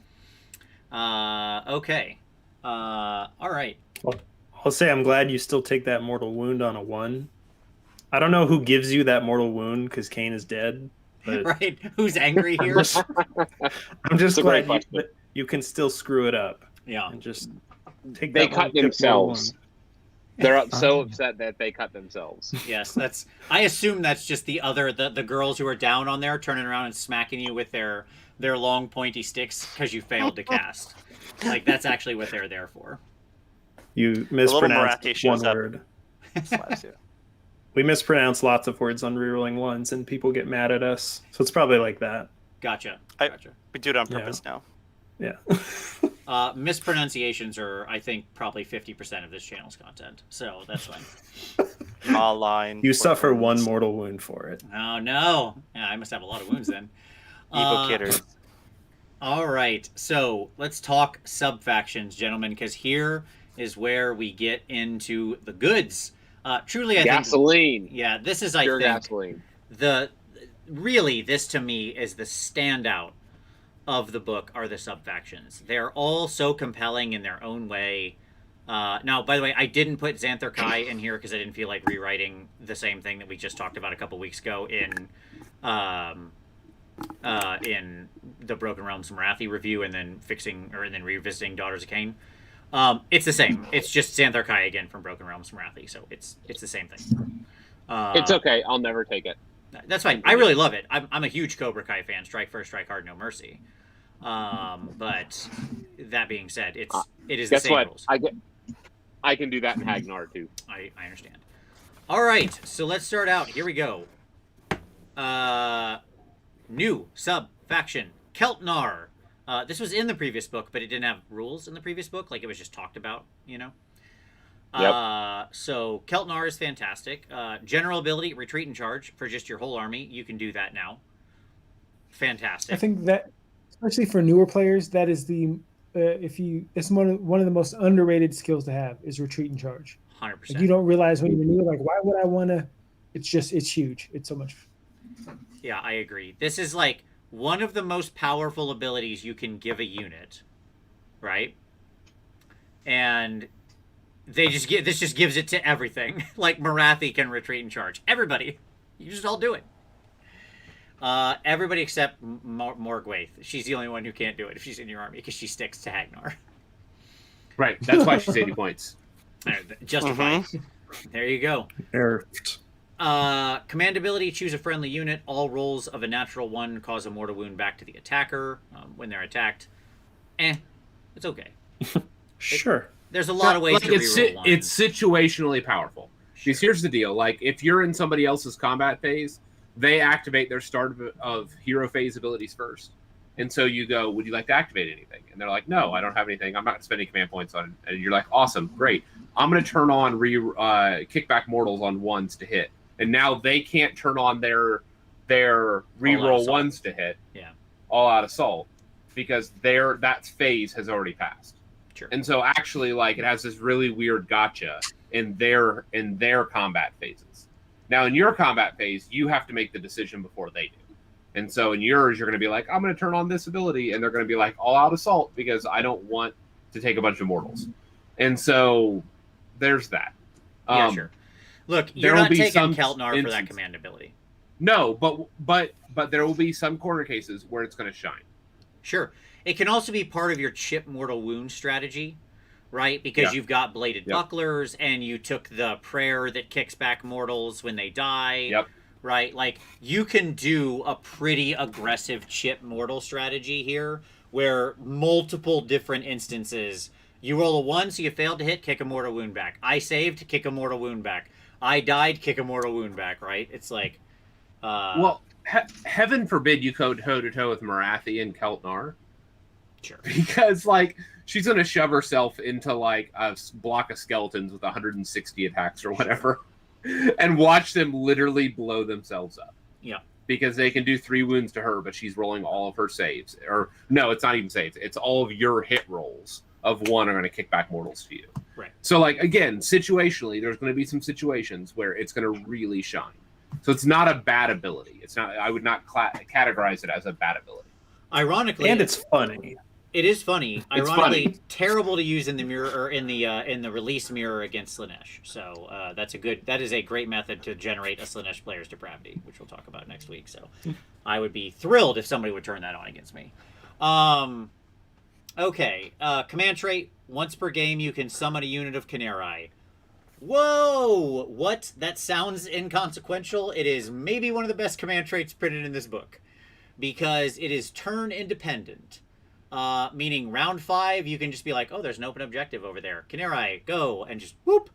You know, the harpies might have been fixed, so they can't stay in ambush until turn 5 anymore, like they used to be able to, but these can. Mm-hmm. They're great allies. Oops. So that's pretty good. Free units are generally good. Free units in round 5 out of nowhere are better. Free units out of nowhere in round 5 that also have a free secondary movement ability where they can float is better. Is like, bestester. But so let me jump in and say also, let me remind you that remember we talked about those 10 life takers that did 140 damage? Mm-hmm, sure. They're giving you 5 for free. Yeah. Which buffed up is 70. An emergency thing. Uh-oh. Is Jack okay? Oh. Yeah, we just all got an Amber Alert on our phones. It's Oh, is that what it is? Okay. emergency broadcast. Yeah. Okay. I also like the thematic tie-in too, since like the little lore bit talks about all the Khaine that are nested around this place, and that's where I was like, well, why can't Keltnar take them as battle line? And then you guys have made that clear why that's probably a bad idea. But disregarding what's actually still on the asking war the scroll, question. thematically, it's Yeah. cool. It is. But And then your artifact is like almost all of these artifacts. Like it's fine. Cool. the I would have if the loved- other ones are good, then you gotta. I would have loved to have taken Keltnar or to taken Khaine as battle line. Like above and In beyond, Keltnar. obviously. Like in Keltnar. Yeah. Like and like this is beyond like power stuff. Like I just love the idea of like having a bunch of Khaine. Like just because you can have snakes as your main unit, I would have loved for Khaine. I mean, let's be honest, they are gorgeous models. They are one of my favorite models in the dock line, if not my favorite, even above Marathi. Yeah. Like And restricting that to a temple, I think, is appropriate. You know. Yeah, I agree. Or if they had given us a hero Khaine, I would have loved that. Oh. And like so, it's just like, but here's the good news: like they have room for development in a couple of years, right? Sure. Like they have some additional things that they can expand out, and they can like some things they can explore. And I love that. Yep. All right, let's keep going. All right. Calebron. Okay, so this was always my favorite previously. This is what I always took when I took my Dock Army. Ability stays the same, neg 1 to be hit by missile weapons. The command ability is still almost the same. Almost. You teleport a unit in the movement phase, not the hero phase, and that unit can't move in the next movement phase. Tom, would you like to explain the implications of the new teleport? Yeah, I mean, what? Yeah, it's one. I think it's a holdover from this being in the hero phase. Sure. I actually I don't think that clause was supposed to be there. Like, I if tend were to take a agree, guess. but Yeah, nonetheless, how it actually works now because it is there. Yeah, so what it means is this: after you teleport in the movement phase, it's since you're at the end of your phase anyways, you're not going to move this turn. Right. And if you double turn, you will not be able to move your following movement phase. If you trade turns, you will be able to move in your next movement phase because it says the movement is only in the next movement phase, and if you don't double turn, it's the enemy movement phase next. Right. When you Design-wise, that move is anyways. Ugh. That's Yeah. like my Yes. least. That's my least favorite thing in the book. When I read that, I Well- was like, no. Well, what again? I think it was an accident. I don't think it was intentional anything. I think it's a holdover from the fact this used to be a hero phase teleport, which meant that they wanted to stop movement in the movement phase that happened in the same turn. So I don't know. I think that could be it's erratic. really Yeah. it could be. I think it's really interesting, is what I would say. That clause alone makes me not take this temple. Yes, and I would suspect that that clause will get FAQ'd out.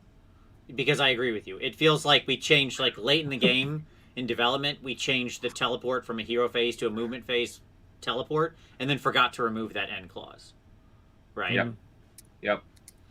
I just imagine two players like playing this out too, and then somebody being like, they teleport, and then since they don't, and then they don't get the double turn, and then somebody tries to move, and they're like, but you can't move in, your next movement phase, because like the only difference there is the word "the." So it's like, no, since you went next, then I still get to go. Like, that's an argument waiting to happen. Yep. It feels weird.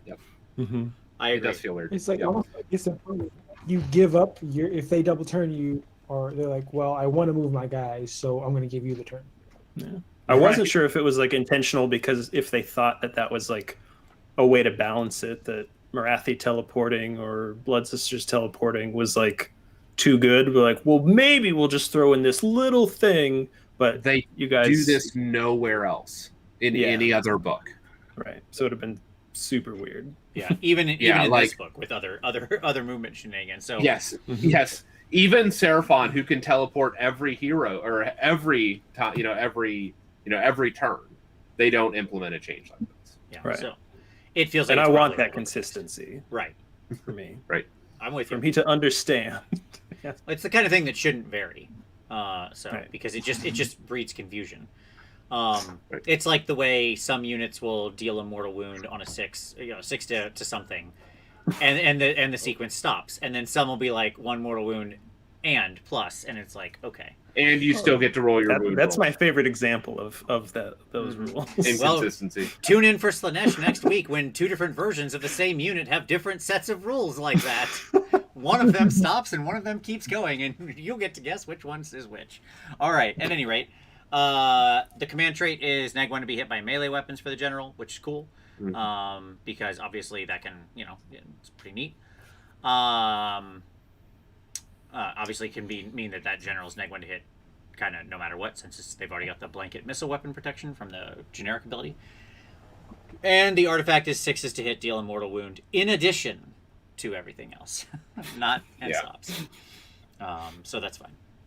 Basically, almost all of these are just reprints of various realm artifacts, which makes them kind of boring. So, but it's fine. It's whatever. We've gotten real boring with our artifact creation. That's my only small picadillo. Kraith.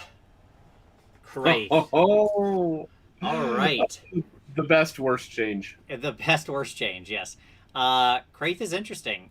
So Kraith still has their so their whole fight again thing changed here a little bit. So first off, Kraith happens at the end of the combat phase. You have to roll out all your combats, and then you check everybody. Then you Kraith. That's how it always was. Yes, that's how it always was. I get it. And so but now it's on a 5+, which is great. It's awesome. We've been repping that 5+ for a while. Right, but it's only for Sisters of Slaughter units. So basically, all Sisters of Slaughter get a 1/3 chance to fight twice in any combat phase. So I guess if you like Sisters a lot, this is the army for you. Because I know that we're. Yeah, we'll go ahead. No, Brett, please. No, you go. Well, I was gonna say I know that we're talking about the allegiance abilities right now, but we see Strength Hammer in the chat here. Are we allowed to talk about Teirathi? Oh yeah, please. My revelation today. Yes. One of the reasons why this is a fantastic Battletome, and I'm not familiar with this ever happening before, but I was reading through the the timeline portion of it today and noticed that it starts talking about Teirathi of the Kraith, and I was like, wait, so did Strength Hammer make this character based on existing lore, or did they just put Strength Hammer's Daughters of Khaine character just totally canon? And then you guys confirmed that is true. So, yeah, I mean, it was based on the Queen. Right? Yeah, so it's exactly right. Yes, Teirathi is now official canon. She's in there. And you love to see it. That's right. Strength Hammer out-narratived all of us. He narratived so hard that he beat us at the narrative and got his character in there. He got Taylor Swift into the Mortal Realms. Congratulations. And not just once. Not just once. I believe there are multiple references. Ooh, are there? Okay. Keep looking. I am personally hoping for whenever we get a new Stormcast book that we'll definitely see Skig in there. No doubt about it. Skig is going to show up. So now everyone's going to try and do that. They're just going to keep pushing their one character their for a specific, temple or storm host or whatever. Just wait until you have Night Quest or Shoe. That's all I want. Cordell. Other stuff in Kraith, the command ability is +1 to wound rolls, so it's good. That's a good command ability. Can I just say my piece real quick on that ability that we talked about with the 5-up? Yeah, let me just finish these real quick, and then yes, Tom, I'll let you rant. That's fine. The command trait is +1 CP if any enemy units were destroyed and the general's alive, which is a fantastic command trait. That's the equivalent of a thing called Glory Hog in the Invaders Slanesh book. I took it for years. It's literally the exact same text. And it's incredible for CP generation, especially in an army that blends people for a living. So, it's good. And the artifact is D6 mortal wounds once a game. It's weird, and I actually quite like the artifact here because it can actually just one-shot out, heroes or stuff like that, or finish a unit. Anyways, so Kraith is cool. Now, Tom, please opine on the ability in Sisters of Slaughter. Go ahead. Okay. So here's the deal. I love when design points you towards decisions. It incentivizes decisions. But this is not 45-degree design. Mm-hmm. Okay? Because what this says is that if you don't run Sisters of Slaughter, you don't get an allegiance ability. Sure.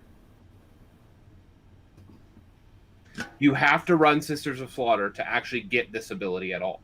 Mm-hmm. Yep. And units that aren't Sisters of Slaughter get no benefit from Kraith. Yep. Sure. And by the way, that command ability, the +1 wound rolls, is only Sisters of Slaughter as well. It is, yes. Yeah, I didn't include that, but yes, you're right. So what this tells me is like Sisters of Slaughter as a unit have never appealed to me. So immediately Kraith is a non-option for me. Yeah, but I agree. And you're right that there is a line here, right? You want to be directional, but sometimes it can be a little too on the rails. You know, like... Do you want me to fix it? I know how you're going to fix it, and I'm not sure I agree, but go ahead. The answer was simple. On that 5+ for Sisters of Slaughter, great. Everybody else triggers on a 6+. Yes. Yeah. So you incentivize the appropriate way, right? Mm-hmm. But this really is the Sisters of Slaughter, faction. But by the way, if you have other units in this force, they can still do something. Yeah, sure. They're still Kraith, but they're not as Kraith as Sisters of Slaughter. Right. Kraith. Right. Kraith is if you want to be real Kraith, you gotta be a Sisters of Slaughter. If you want to be Kraith light, any other unit, yes. Kraith is 0. And so so for me, this was like a non-bow. Like as soon as I saw that, I was like, well, I'm never taking Kraith again. Sure. Not that you ever took Kraith to begin with, you Hagnar cheater. But here's the deal. Kraith was on my radar before I saw that it was Sisters of Slaughter. When I saw it was a 5+, because on my first read, I just glanced over, saw it was 5+. I was like, yes, awesome, and I kept going. And I was like, Kraith is now one that I was in high contention. Now it's not ever an option. Sure. Well, I know at least one person in the chat right now who it's definitely an option for and is currently supplementing their 280 Witch Elves with multiple units of Sisters of Slaughter. So you just gotta have Kraith. You just gotta have Kraith. Okay. Oh. Let's talk Dre man. Neth. What? This is where I'm living, folks. Drakey Ganeth. So much to talk about in Drakey Ganeth. When you absolutely, positively need to kill every enemy on the board, except no substitutions. Drakey Ganeth is liquid hot murder distilled into subfaction form. So the ability, you increase the rend by 1 of all your Sisters of Slaughter and Witch Elves on the charge. Witch Elves being bolded. We'll talk about the implications of that in just a moment. The command ability is +1 to hit rolls for the same groupings, which is also amazing. The command trait is +1 to bravery within 12, so who cares? And the artifact is +2 attacks to 1 bearer melee weapon if they charge, which would normally be quite boring. But because of reasons we're going to talk about that Tom already mentioned, it's not. Tom, would you like to talk about the hilarious joke here that I don't think was intentional, but maybe it was, of what this ability does? Because, I mean, yes, it adds 1 to Rend of Sisters and Witches and makes them blenders if they get Mind Razored on top, right? Like, Witch Elves at -2 Rend is just like, oh my god. Goes the enemy army. Witch Elves go brr. Okay, so but what, Tom? I couldn't help but notice that bolded Witch Elf term. Why is that relevant, Tom? I remember when I pointed this out to you guys, You did. And you guys are like, "What?" Funny story. Cauldrons have 2 Witch Elves that stand on the stairs. It does. And when you go and look in the keywords, all the cauldrons have the Witch Elf keyword. Mm-hmm. Yep. Which means that what they've created is the highest rend in the game. Yep. Because cauldrons now in Drakey on charge move to rend -3. But if it's Mind Razored, it's rend -4, 4 damage and attack on the Khaine sword. On the avatar. -4 rend, folks. It's in the game now.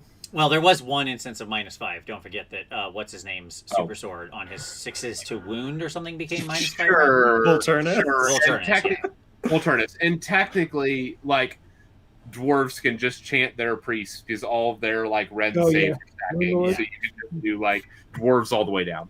But the reality is that like this is something that you can easily get to. Yes. Even a neg 3 rend, like, let's just take Mind Razor out of the equation. The fact that this applies to the Slaughter Queen on Cauldron, who was already a murder machine capable of like 30 to 40 damage when buffed, right? Right. When I is saw just that, Vince is like, gross. I gotta do the math. Yeah. It's like, it inspired math. Because, holy Moses. Like, this is gross. This is why, by the way, as I mentioned, Colin Cochran, the 4 tower list, right? Of like 4. I think one of them might have been a blood shrine, but the other 3 were all cauldrons. And, you know, this is gross. Well, it's always had, to be fair, like they've always had the witch elf keyword. Always. Yeah, sure. It just wasn't Like, ever that's relevant. it's just never been relevant. And so it is now.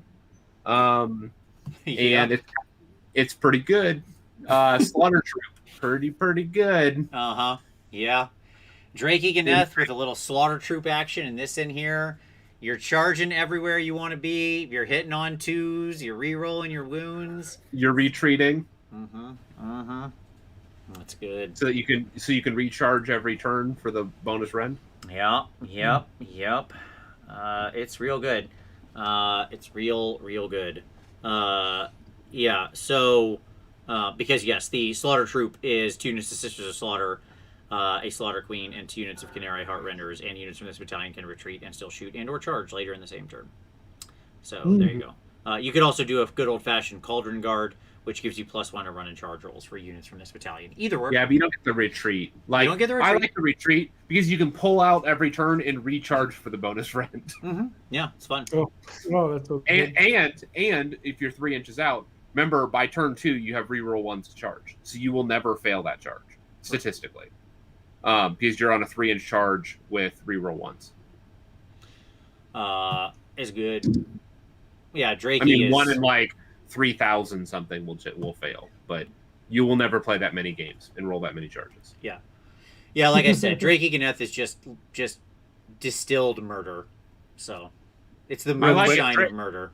It's on my list. Drakey's on my list. I was gonna ask, do you guys think this is the scary one? No. Oh. Nope. I wish it was. It's my favorite one. It's straightforward.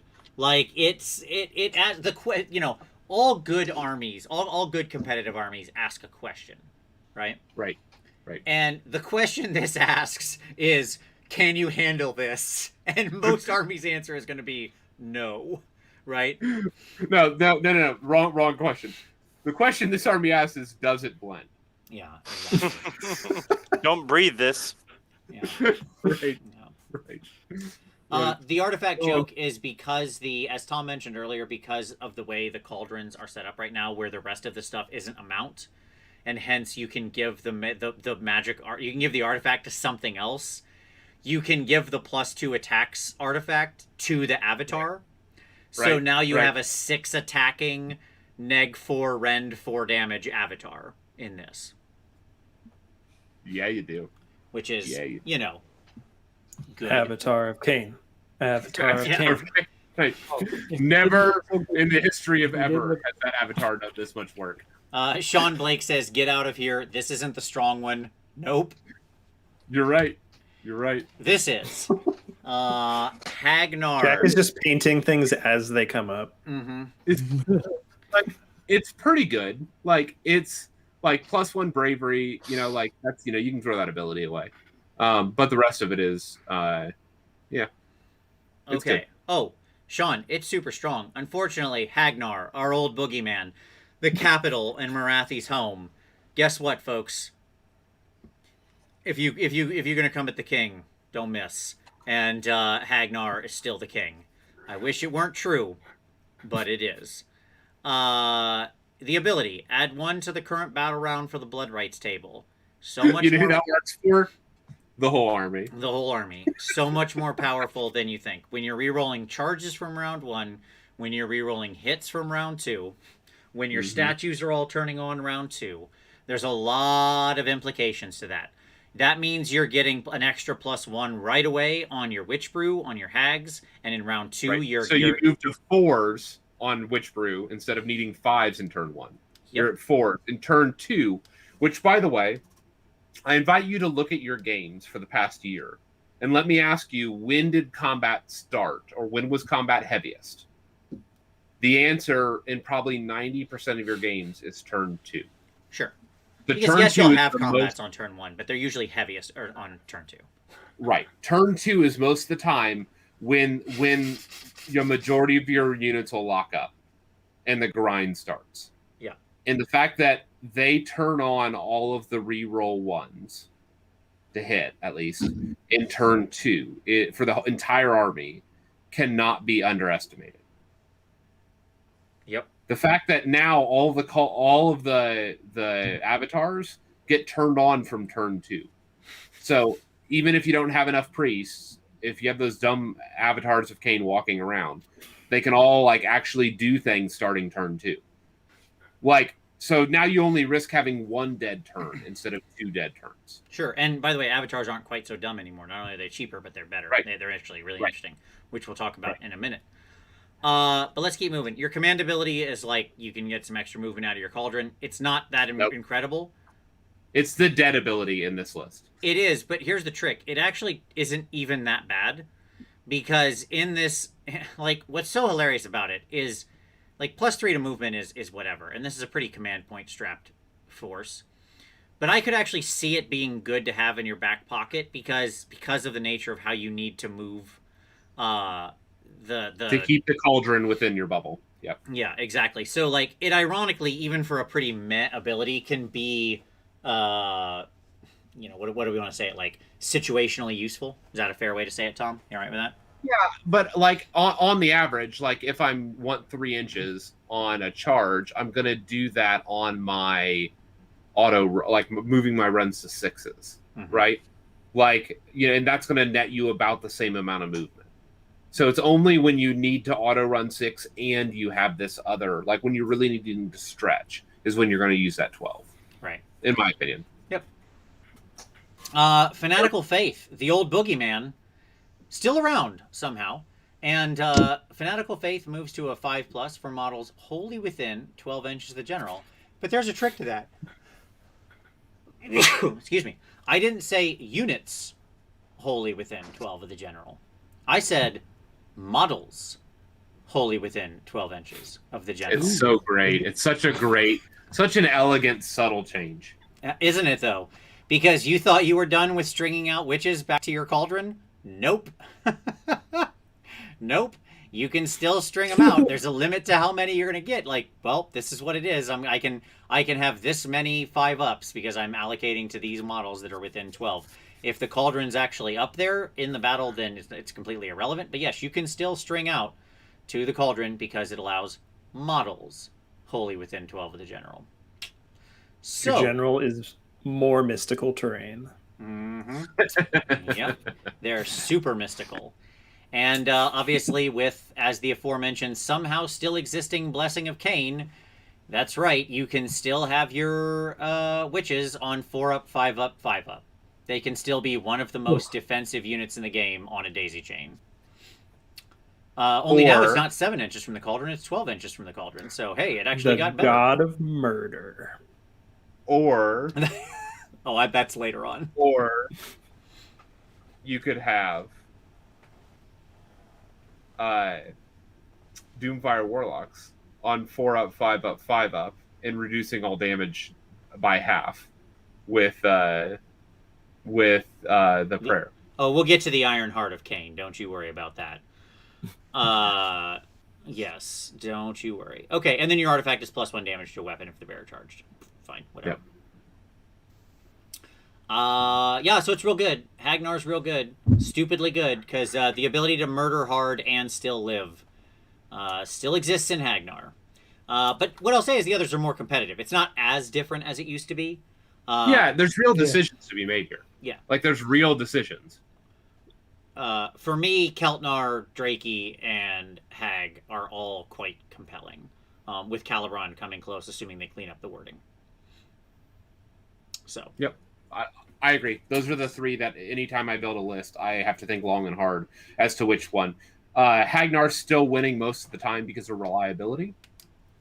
It's reliability of both increasing the turn and then also reliability because it makes Witchbrew more reliable. Yep. That said, the other two, Drakey and Keltnar, are always knocking at the door. Because I think they're all very solidly competitive.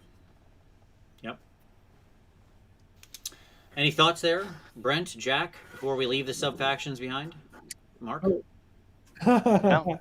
I totally agree. Hagnar is still one of the top ones. It's not my favorite.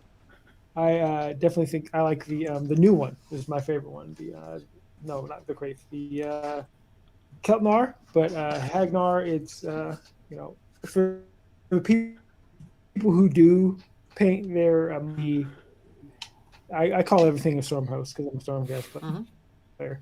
But Stormcast like bias. this temple, they won't. Oh, and he's painting. there you go. You cut out. He's gone. No, there you go. Okay. I can't see you guys right now. Oh, there we go. Yeah, I like Hag. All right, on. All right. Units. Let's talk some unit changes. All right. In my head, I was like, this won't be that long of a show. There's not that much to cover. This is all simple. What was I thinking? All right. Heroes. I'm just gonna blow through these changes real fast, and then we can all talk about them. So here we go. Heroes, Marathi the Shadow Queen. The heart render is down to -1 rend, so it's heart render light now. Doesn't rend as many hearts. It's ironic that the thing went down in rend when rend is literally in the name. Yeah, it's a bit of irony. At any rate, the Bloodrack Medusas, all versions of them, the stair range was increased to 12 inches, which is actually a huge change from 10 inches. The amount of more models that you get in a 12-inch stair versus a 10-inch stair is crazy, especially if you're talking about staring into like a 25 mil horde. So that's a cool change. That's right. Not only did the Bloodrack Medusa get way cheaper, they got better. I didn't write it here, but they also got a second dispel. Sorry, go ahead, Tom. The second spell to unbind. That's what I did. Those two. I was just going to say those 2 inches are doing a lot of work. Yep. Hold it back. Don't do it. Don't do it. Don't take the low-hanging fruit. Okay. So anyways, yes, she also got a second unbind. You're absolutely right. The Hag Queen, Witchbrew is no longer automatic, but your Sippy Cup is now a 5+ to grant the reroll wounds and battle shock immunity. +1 to the roll in turns 2, 3, and 4. It's hedged against it's not actually in turn 2, 3, and 4. It's when you achieve the bonuses granted by the Blood Rights table that align with turn 2, 3, and 4. Hence, in Hagnar, you're actually on turns 1, 2, and 3, meaning that on turn 3, you're actually on a 2-up to grant Witchbrew, which is basically the same thing as the old version at that point. So that's cool. I love that because the tea is brewing, over the battle rounds. She's got to steep it. Yeah, a lot of steeping. Yes. Steep the blood. Yeah, absolutely. The priests, including the Slaughter Queen, can use one of their... Can basically pray a lot now, if you kind of think about it all in. Like, they can use one of their War Scroll prayers, the Avatar prayer, the additional granted prayer, and the new Endless prayer if you put it in your army. So you can potentially have a single priest praying for... And I understand the Endless prayer is actually like an invocation. It's not actually technically a prayer. But they can attempt to do it. I don't want to get too... Please don't catch me out in the semantics here. But it's crazy that priests can do that, but wizards still only get what's on their War Scroll. That's right. One spell. You like it. It's the inverse of Soulbound. It's in the role-playing game, wizards have like 50,000 spells and they just can't stop getting new spells. Whereas the priests, it's like you get one and you shut your mouth and you like it. So it's funny. And the Cauldron, still somehow +1 to save, somehow, for the Murder Army, dedicated to the god of murder, their shrine that is dedicated to murder and blood, still +1 to save. That's not actually a change. I just couldn't not write it down because it still blows my mind to this day. It's been blowing my mind ever since this book was written. What if it was called Murder Shield? Yeah. Pretty awesome. At any rate, there's your hero changes. Thoughts all around. Who's got some thoughts? I think Witchbro's still fine, right? It's incredibly potent in Hagnar. Yeah. It's fine in other armies. Something on Marathi. Was this in Broken Realms Marathi, where she has the little bit about, like, somebody else is still your general, but she's also your general? Was that new? Okay. Yep. I was wondering if we think, like, I know there's nothing in there in Slaanesh that is similar, but I guess I don't know, when the books would have been written. Do we feel like this is maybe a hint at a 3rd edition design? That if you have like a really big, powerful named character, everybody's kind of seen this weird disconnect of like you're purposefully choosing somebody else to be the general because you want the command trait. So like there's no point in, making before like Marathi your general, or Lady Olinder like should be the general and her command ability is like, well, if she's the general, but people are still like, it's still not worth it. This random little ghost is going to be the general instead. Do we think we'll see more of that? Like because I like that.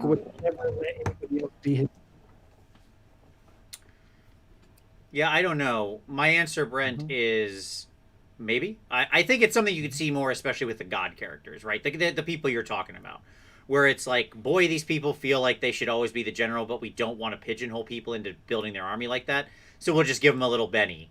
Right, and say, hey, no matter how you decide to build your army, they're also the general because if Marathi's on the battlefield, she also has command and control, right? Yeah, I liked that. I thought that was cool. But I guess it's not new. So. It's not new, but no, it is real good. Well, then back to I like the steeping blood tea. As do I. I think the Witchbrew change was solid. I really do. Yeah. Jack, you're cutting in and out, by the way. Your internet is it's not great. Just want you to know that. It's like every time you talk, you drop out. So you might want to, if you're streaming the show as well, you might want to stop.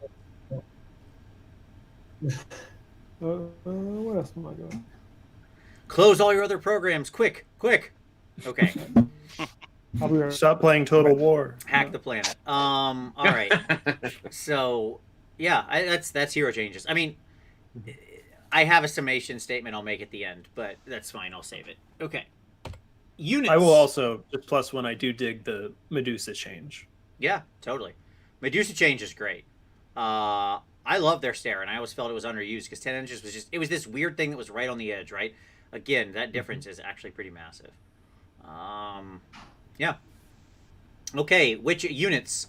Witch elves now +1 to wound from a nearby hero instead of +1 attack. Still a great bonus. Still very deadly. You know what's better than rerolling 4s? Rerolling 3s.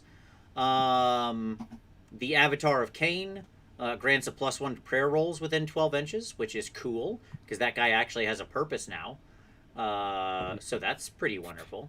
The Life Takers +1 to rend and damage, so both, the change being the rend, if they made a charge move. And they must drop by turn 3. Same with the Heart Renders.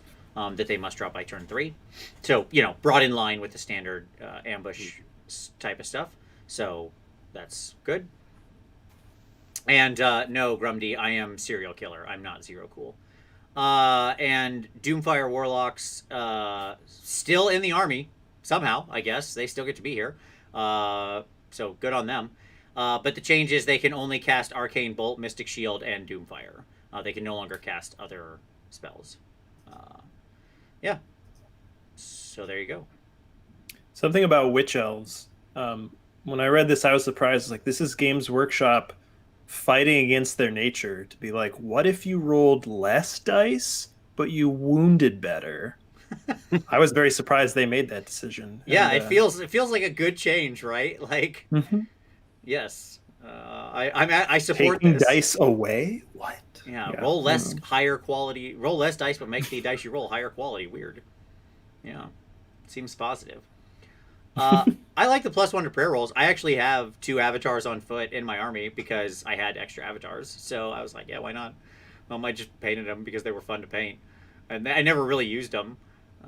But now I could see it. I know there's been lots of people talking about running like 4 avatar lists and stuff. I mean, now by the end of this chat, anything involving avatars of Khaine, I'm just like, yeah, great. Oh yeah, Doomfire is also a shorter range. Thank you very much, Ghost Button. Yes, I did miss that.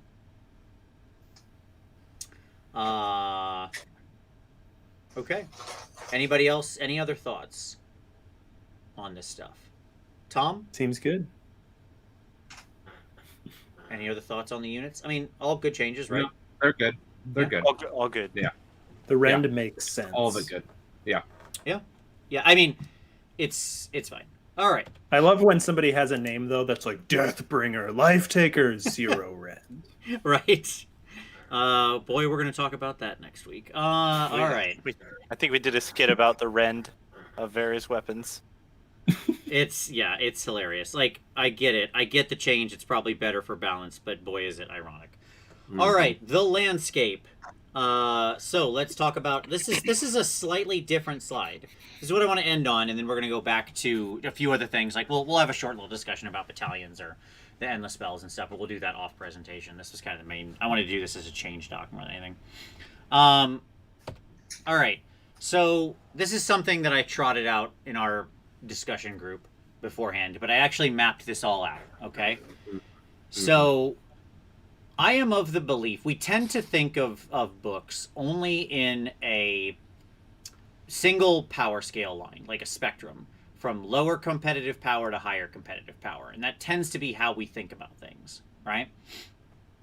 And I actually think about things from this sort of XY axis, because being somebody who's written a lot of game books and written a lot of rules over the years, and done this, I don't want to say for a living, but done it as a job, I'll say it that much. I'm obsessed with like the design of books and the design quality. And I think you can actually map this into a 4-quadrant. And the 4-quadrant here is the x-axis being competitive power and the y-axis being quality design, and you get this sort of 4-quadrant map, right? Mm-hmm. Now, what I mean by good design or higher quality design is the book is easy to read, inspires lists and armies, creates a natural flow, both linear and modular, in the way that you interpret the book and are able to understand sort of what should be built, what could be built, how hard are the rules to grok, how complicated are the interactions, right? How much does just reading things like the Subfactions inspire you to make stuff, okay? Mm-hmm. So I created this little map, and these are my placements, and maybe I'm wrong. This is all my opinion, okay? But you can have, my point being is that you can have a book that's like a lower quality design, but very high on competitive power. This is where I would put something like KO, or Fire Slayers, or Idneth Deepkin, right? Mm-hmm. You can have a book that is low competitive power, but actually designed fairly well. Again, remember, this is separate, right? And I would actually argue that something like Beasts of Chaos or Sylvaneth fall into this quadrant. This is a pretty unoccupied quadrant, but I think those two are in there. Like, the Beasts book is designed well as a set of rules and concepts. The scrolls are just trash, right? Too much of the army is not playable. Mark, yes. Can I point out that everything in the gray square Brent owns? You're right. That's hilarious. Brent is a fan of high competitive, low quality design. All right, I get it. I see it. That's me in a nutshell. And so, like, what, you know, and again, I don't want to get hung up on the individual placements, but if you guys can, I know if you're still watching it, like if you all are watching this and you can see it on one of your other screens. I just think this is an interesting way to think about it. I'm not saying this is like the end all be all, because it's not. There's a million ways you could try to, you know, look at the tomes and understand all of the rules we have. I just thought this was an interesting one. And so what it kind of created was this sweet spot, which is like the orange box, right? The sweet spot is the mix of high quality design with fat middle competitive power, right? And just real quick, for those of you who aren't are like maybe painting or not looking at the screen, Vince's qualification on screen for good design is easy to read. It inspires lists and armies. Like inspiration is a big part of it. Yeah. And something that creates a natural flow. And it has to make sense both narratively and in the execution of the list. So that I like that qualification, Vince. You did a good job of that. Thank you. No, I appreciate that, Mark. I really do. It's almost a little bit of like so in Magic terms, when you think of the appreciation profiles and the psychographic profiles, it's almost like a combination of the appreciation profiles, right, of Melvin and Vorthos. Like that idea that when you read a card, it all sort of seems to grok together and fit and work. Right? There's a natural flow to it that seems logical and sensible, and you get it. It's kind of what it felt like to me, right? So, this is... Thank you, Heywo. Yeah, so this was just an interesting exercise for me. And to me, that middle section of the sweet spot, when I think about the books in there are also a lot of very popular books, right? Like Cities, Slaves to Darkness, Oryx, Maggots, OBR, Skaven, and then, like, there's some other people towing in, right? Right. And I'm surprised you stick Seraphon where you. I mean, that's distracting from the conversation now. No. Wow, that one's all the way up there. Yeah, it's. I think Seraphon is such a well-designed book. I mean, the key to think about design is it's really pretty scroll independent, right?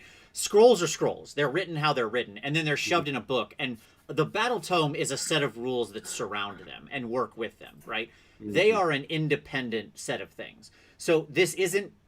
Good design doesn't judge the scrolls as much, right? It designs how the scrolls holistically work in the army.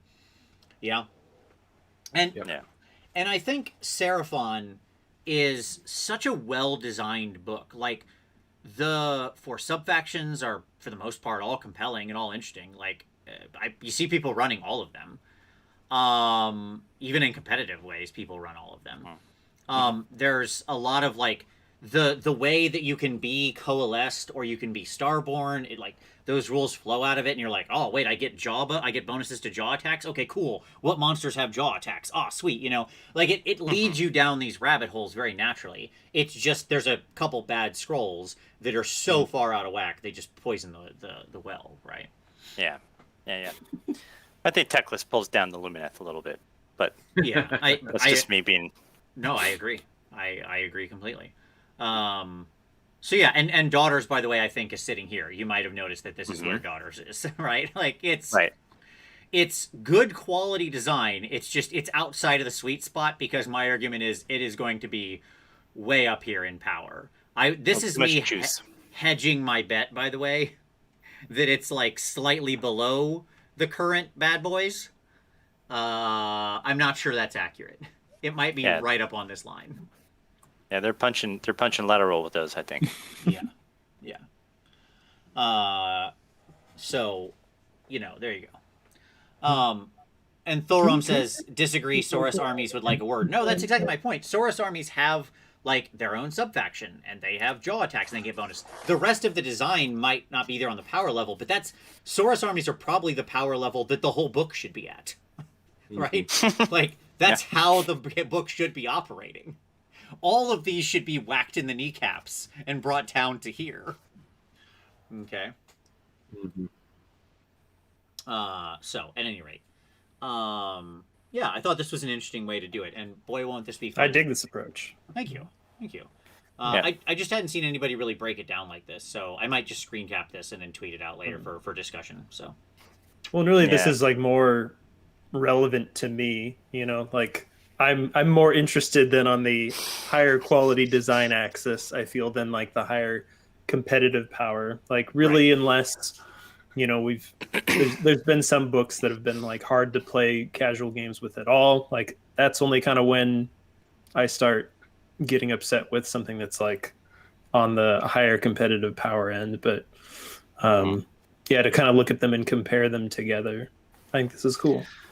One of the things I'd like to at least detach from or at least clarify here, is that I don't feel like this is a valued judgment on the effort level for what went into the book as much as it's a description of the usability and how easy it is for it, and how well it flows. Basically, all the things we qualified earlier. That's the metric we're weighing against here. So we use terms like good or bad to describe that metric. Yes. I want to point out that I won our tournament that we had for Rerolling Ones with a book that's down on the competitive and the quality. Both guys were above me. Yes, indeed. Did you say our tournament or our narrative campaign? The narrative event. The narrative event where you summoned Archaon in the last game. There's 3 ways to play, everybody. You can play more than just competitive. Just saying. That's right. Jack did very well with Khorne. He did, and they were great games. I loved watching that happen. I especially loved any game where he killed a lot of your Fire Slayers. That was always those were the ones I was tuning in for. Me too, Vince. Strange. Yeah. And basically, you guys kill Fire Slayers, and I'll tune in anytime. But the problem is, then I have to watch sometimes where Brent will just be like, "Oops, all saves on Hearthguard Berserkers," and I'm just like, "Oh!" I get physically angry. Like I can feel it. Hey, it's not my fault Doug painted that army. I do not blame you at all. Yeah, Doug, why don't you sell me another one of your army? You're in the chat. We need more stuff. So do we all think that Daughters of Khaine should be right here? Army for $1.50. Great. Yeah, so here's my question. Do you all, relevant to this discussion, because again, I could literally throw up this slide and we could do a whole show on this. This could be 3 hours of discussion, right? As Halo said, I'm already tweeting my own and making a video with hot takes about it. Don't worry, Vince. Great. Awesome. Does everybody agree that this is where Daughters of Khaine feel like it's going to fall right now? What do we think? Mm-hmm. I have a question. Where did you put the previous book on this list, on this matrix? It would be moving. Break up? It would be moving. No, you're good. It would be moving down here, like this direction,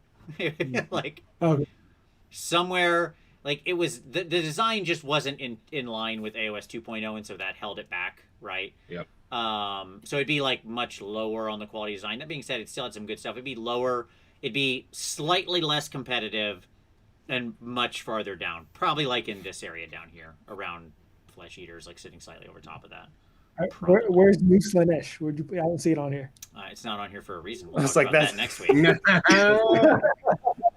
If they fix the Calibron teleport thing, then I feel like this is a good placement. Because anything that I feel like I'd be critical of is stuff that I'm just critical of the whole game, and that wouldn't be relevant to apply to where the books should fall in the context of the whole game. Sure. So get rid of the teleport thing, and it's under Seraphon because I'm disappointed about no Keenerai Battle Line Temple. Mm-hmm. And Seraphon has Thunder Lizard, so makes sense. That looks right. Checks out. I can't argue with that. That tracks.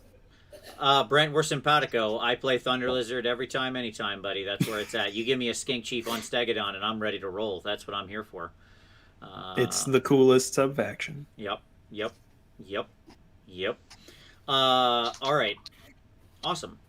Cool. Okay, so let's just close out here. Let me go ahead and kill that. Let's go back to having everybody on screen. Hi, everyone. Welcome back. Hey, it's been... All right. So let's do some summary. A few other just notes I want to just close out on here. We didn't talk the battalions much, or at all. We mentioned them offhand. The battalions are good. I mean, they're good. You'll probably find a battalion you like. Jack, go You're not ahead. gonna have any one drops against KO or Zinch. They're probably gonna underdrop you, but that's what I noticed. There's no one drop army in this game. Yep. On this book. Yep. Absolutely. I'm a big fan of the Viperic Guard. I'm also a big fan of the Cauldron Guard and the Slaughter Troop. I mean, if I can name 3 battalions that I like, that's pretty good, right? Viperic Guard is the same thing we covered in Broken Realms Marathi. It's just an import from that. And Cauldron Guard, as we mentioned, is like the Witch Elves, Canary, and a Bolded Hag Queen, so it can be the one on Cauldron. It's +1 to run and charge. I mean, obviously, that's great, especially with units that can run and charge. And then Slaughter Troop is a Bolded Slaughter Queen, and then 2 units of Sisters of Slaughter and 2 units of Heart Renders, and that's retreat and shoot or charge later. So good stuff there.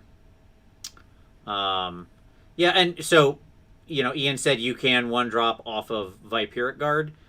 I mean, yeah, you can, but I don't think that's actually the right way to build the army. I suppose, but you're making yourself substantially worse than if you didn't do that. Would be my argument. But hey, you're not wrong. It does contain things that would be a full army, right? Mm-hmm. Yeah. Do we agree that 2 units of Doomfire Warlocks for Shadow Patrol seems unnecessary? You're saying it should just be 1 unit, being that the Or second unit 0 cannot cast to its special 0 spell? to 8. I don't know. Yeah. Well, it's a shame just because it's like Shadow Patrol's funny because it has the whole teleport mechanic to it, which is not bad. Mm-hmm. It's just funny because the second unit of Doomfire Warlocks is like, wait, what spell are we supposed to cast? Because that's all they can do anymore, right? So it's like Arcane Bolt. Yeah. Just really, really fired off hard. Yeah. Yeah. Any other thoughts on the battalions? Anything there? No, I mean, I think that there's a lot of good options, and I think that in general, that's kind of the situation with the book, right? Yeah. Yeah. Like just lots of good options across the table. Yep. Awesome. Like Yeah. we have so many options. You're not taking gore pilgrims every time or something where it's Yeah. like, this is what I'm taking. Right. Yeah. Agreed. Absolutely. All right, gentlemen. Well, let's wrap this up. So let's do some final thoughts from everybody as we close out the show. I think this was great. Jack, now that your internet's crystal clear, by the way, now. So whatever you did, it worked. You're coming through. You're coming through loud and clear. What are your final thoughts? So what do I think about the handbook? I went and bought a bunch. You got Marathi? Big fan. Endorse it. And I like that it's like my favorite thing is that it's brought up to speed. Like there's no, is this wholly within? It's the language is what we play with now, and hopefully what we're playing with in 3rd edition. So I don't have to learn something new. And it's when I was going through the books to review them, I noticed I fell in love with the Slaughter, the Sisters of Slaughter and the Witch Elf models, which are from Warhammer Fantasy Battle. But I think they hold up. I was looking at them like these look great, and I like that the fact that they are, half naked female warriors and they only have a 5-up save, so it's represented. They have the ward save at the end, but that's magic that does that. So, and I also like that this is the first time we've seen endless spell and prayer, endless prayer, I guess, in the same thing. Where usually with Khorne you had all prayers, with Fyreslayer you had all prayers, and the other ones are all spells. We're integrating that, and I think that's cool. Yeah, we didn't talk about them at all, but I think they're, like, for me, the Heart of Fury is ridiculously good. If you can find 80 points in your list, which it's Doc, of course you can find 80 points. What are we talking about? 80 points? That's ridiculous. Of course you've got that. I think the Heart of Fury is crazy good for a giant bubble of -1 damage. Tom, did you like playing your KO against Coalesced where the whole army was blanket -1 damage? Of course not. Would you like to have the Heart of Fury in a game with your witches against KO? Yes, please. Okay. So that's the rating for that one. Also, the Heart of Fury is like dope as all get out as an endless spell model. Like, just as a side note, it is like the sweetest endless spell model they've made. And it is an invocation, and so you can just pray it out. It can't be unbound and stuff like that, and yada, yada, yada. I think Blade Wind is pretty... That's my vote on Blade Wind. It's like, yeah, okay. It's also the worst model, so no loss there. And the Bloodrack Viper is pretty cool. He's a giant snake. He eats 3 models. The fact that he can pretty easily slay 3 models out of a unit, even on like 2 wound or 3 wound things, that he'll get some of them and just slay them outright, it's really great. Eating 3 Hearthguard Berserkers without their after save on a 3-up is pretty good. Why are you Anything? picking on me? Because Hearthguard Berserkers are a pox on this game and need to be stricken from existence. So, or move to like the 500 points that would justify that unit, at minimum. Anywho, yeah. So to me, it's those two. But the heart is the big winner. Brent, anything else you want to add? I mean, you already said it. The snake eating people's hilarious. It's great. There you go. Mark, final thoughts? Yeah, I feel like since second edition, Age of Sigmar's been getting a sea legs kind of with design consistency, especially around unifying some of the design language stuff we talked about earlier in the show. And I feel like this book was written with specific values in mind, and it's been a delight to explore this stuff with you guys and with the other content creators as well. And if this is a trend, not just like the points drops, but like if this is a trend for Battletome and the way the army is going to be designed going forward, then I'm really happy with this. I'm hoping it is, and they've been leading toward this, and I'm hoping to see more of this stuff. Yeah, that's my takeaway. No, that's great, and next week we'll counterpoint that. Tom. I think it's a different team because they came out at the same time, but yeah, sure, we'll see. Yeah, I think you're probably right there, Mark. No, I mean, here's the deal. The book as it currently stands is just hot liquid sex. Sure. Yep. Like, it's just like it is Zinch last year. That's what this is. And like, I don't say that lightly. I was in the group that came out just burning change hosts to the ground, right, and teleporting flamers. Yeah, sure. And the reality is that that's what this book is in its current form. Now, we can get there. It's just points. It's just points. Yeah, The starting from design great here- fundamentals and good design means that you can always just fix the points. Which Yeah, is like great. this is just a massage of hitting a bunch of point values. That's it. Because the actual fundamental design is still rock solid.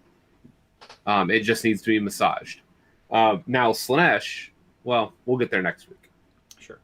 Will it be even more rock solid and massaged and hot liquid? Indeed. Yeah. It's definitely hot liquid. All right. So,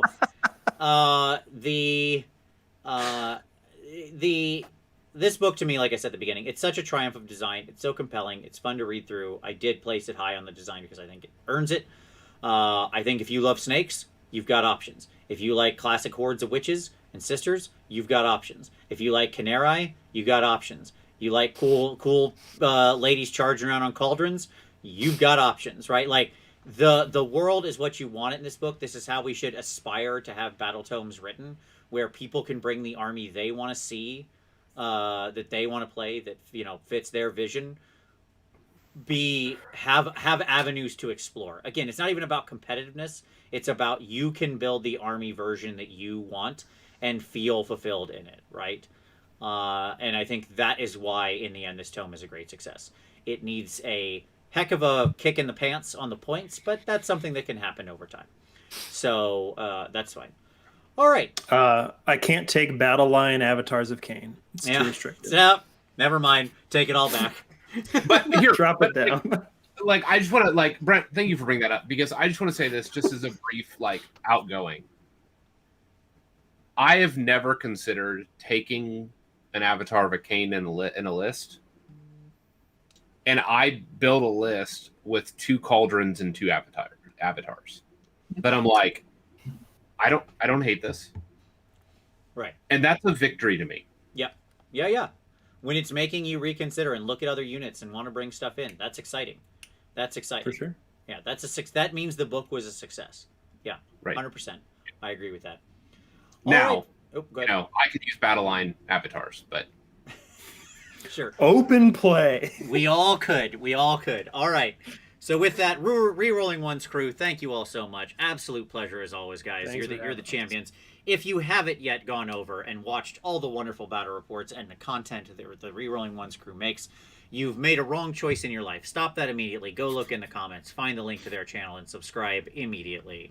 So with that, I will say thank you so much to everybody who's watching still. Hit that like button if you haven't already. We really appreciate it. As always, we thank you so much for watching, and we'll see you next Wednesday.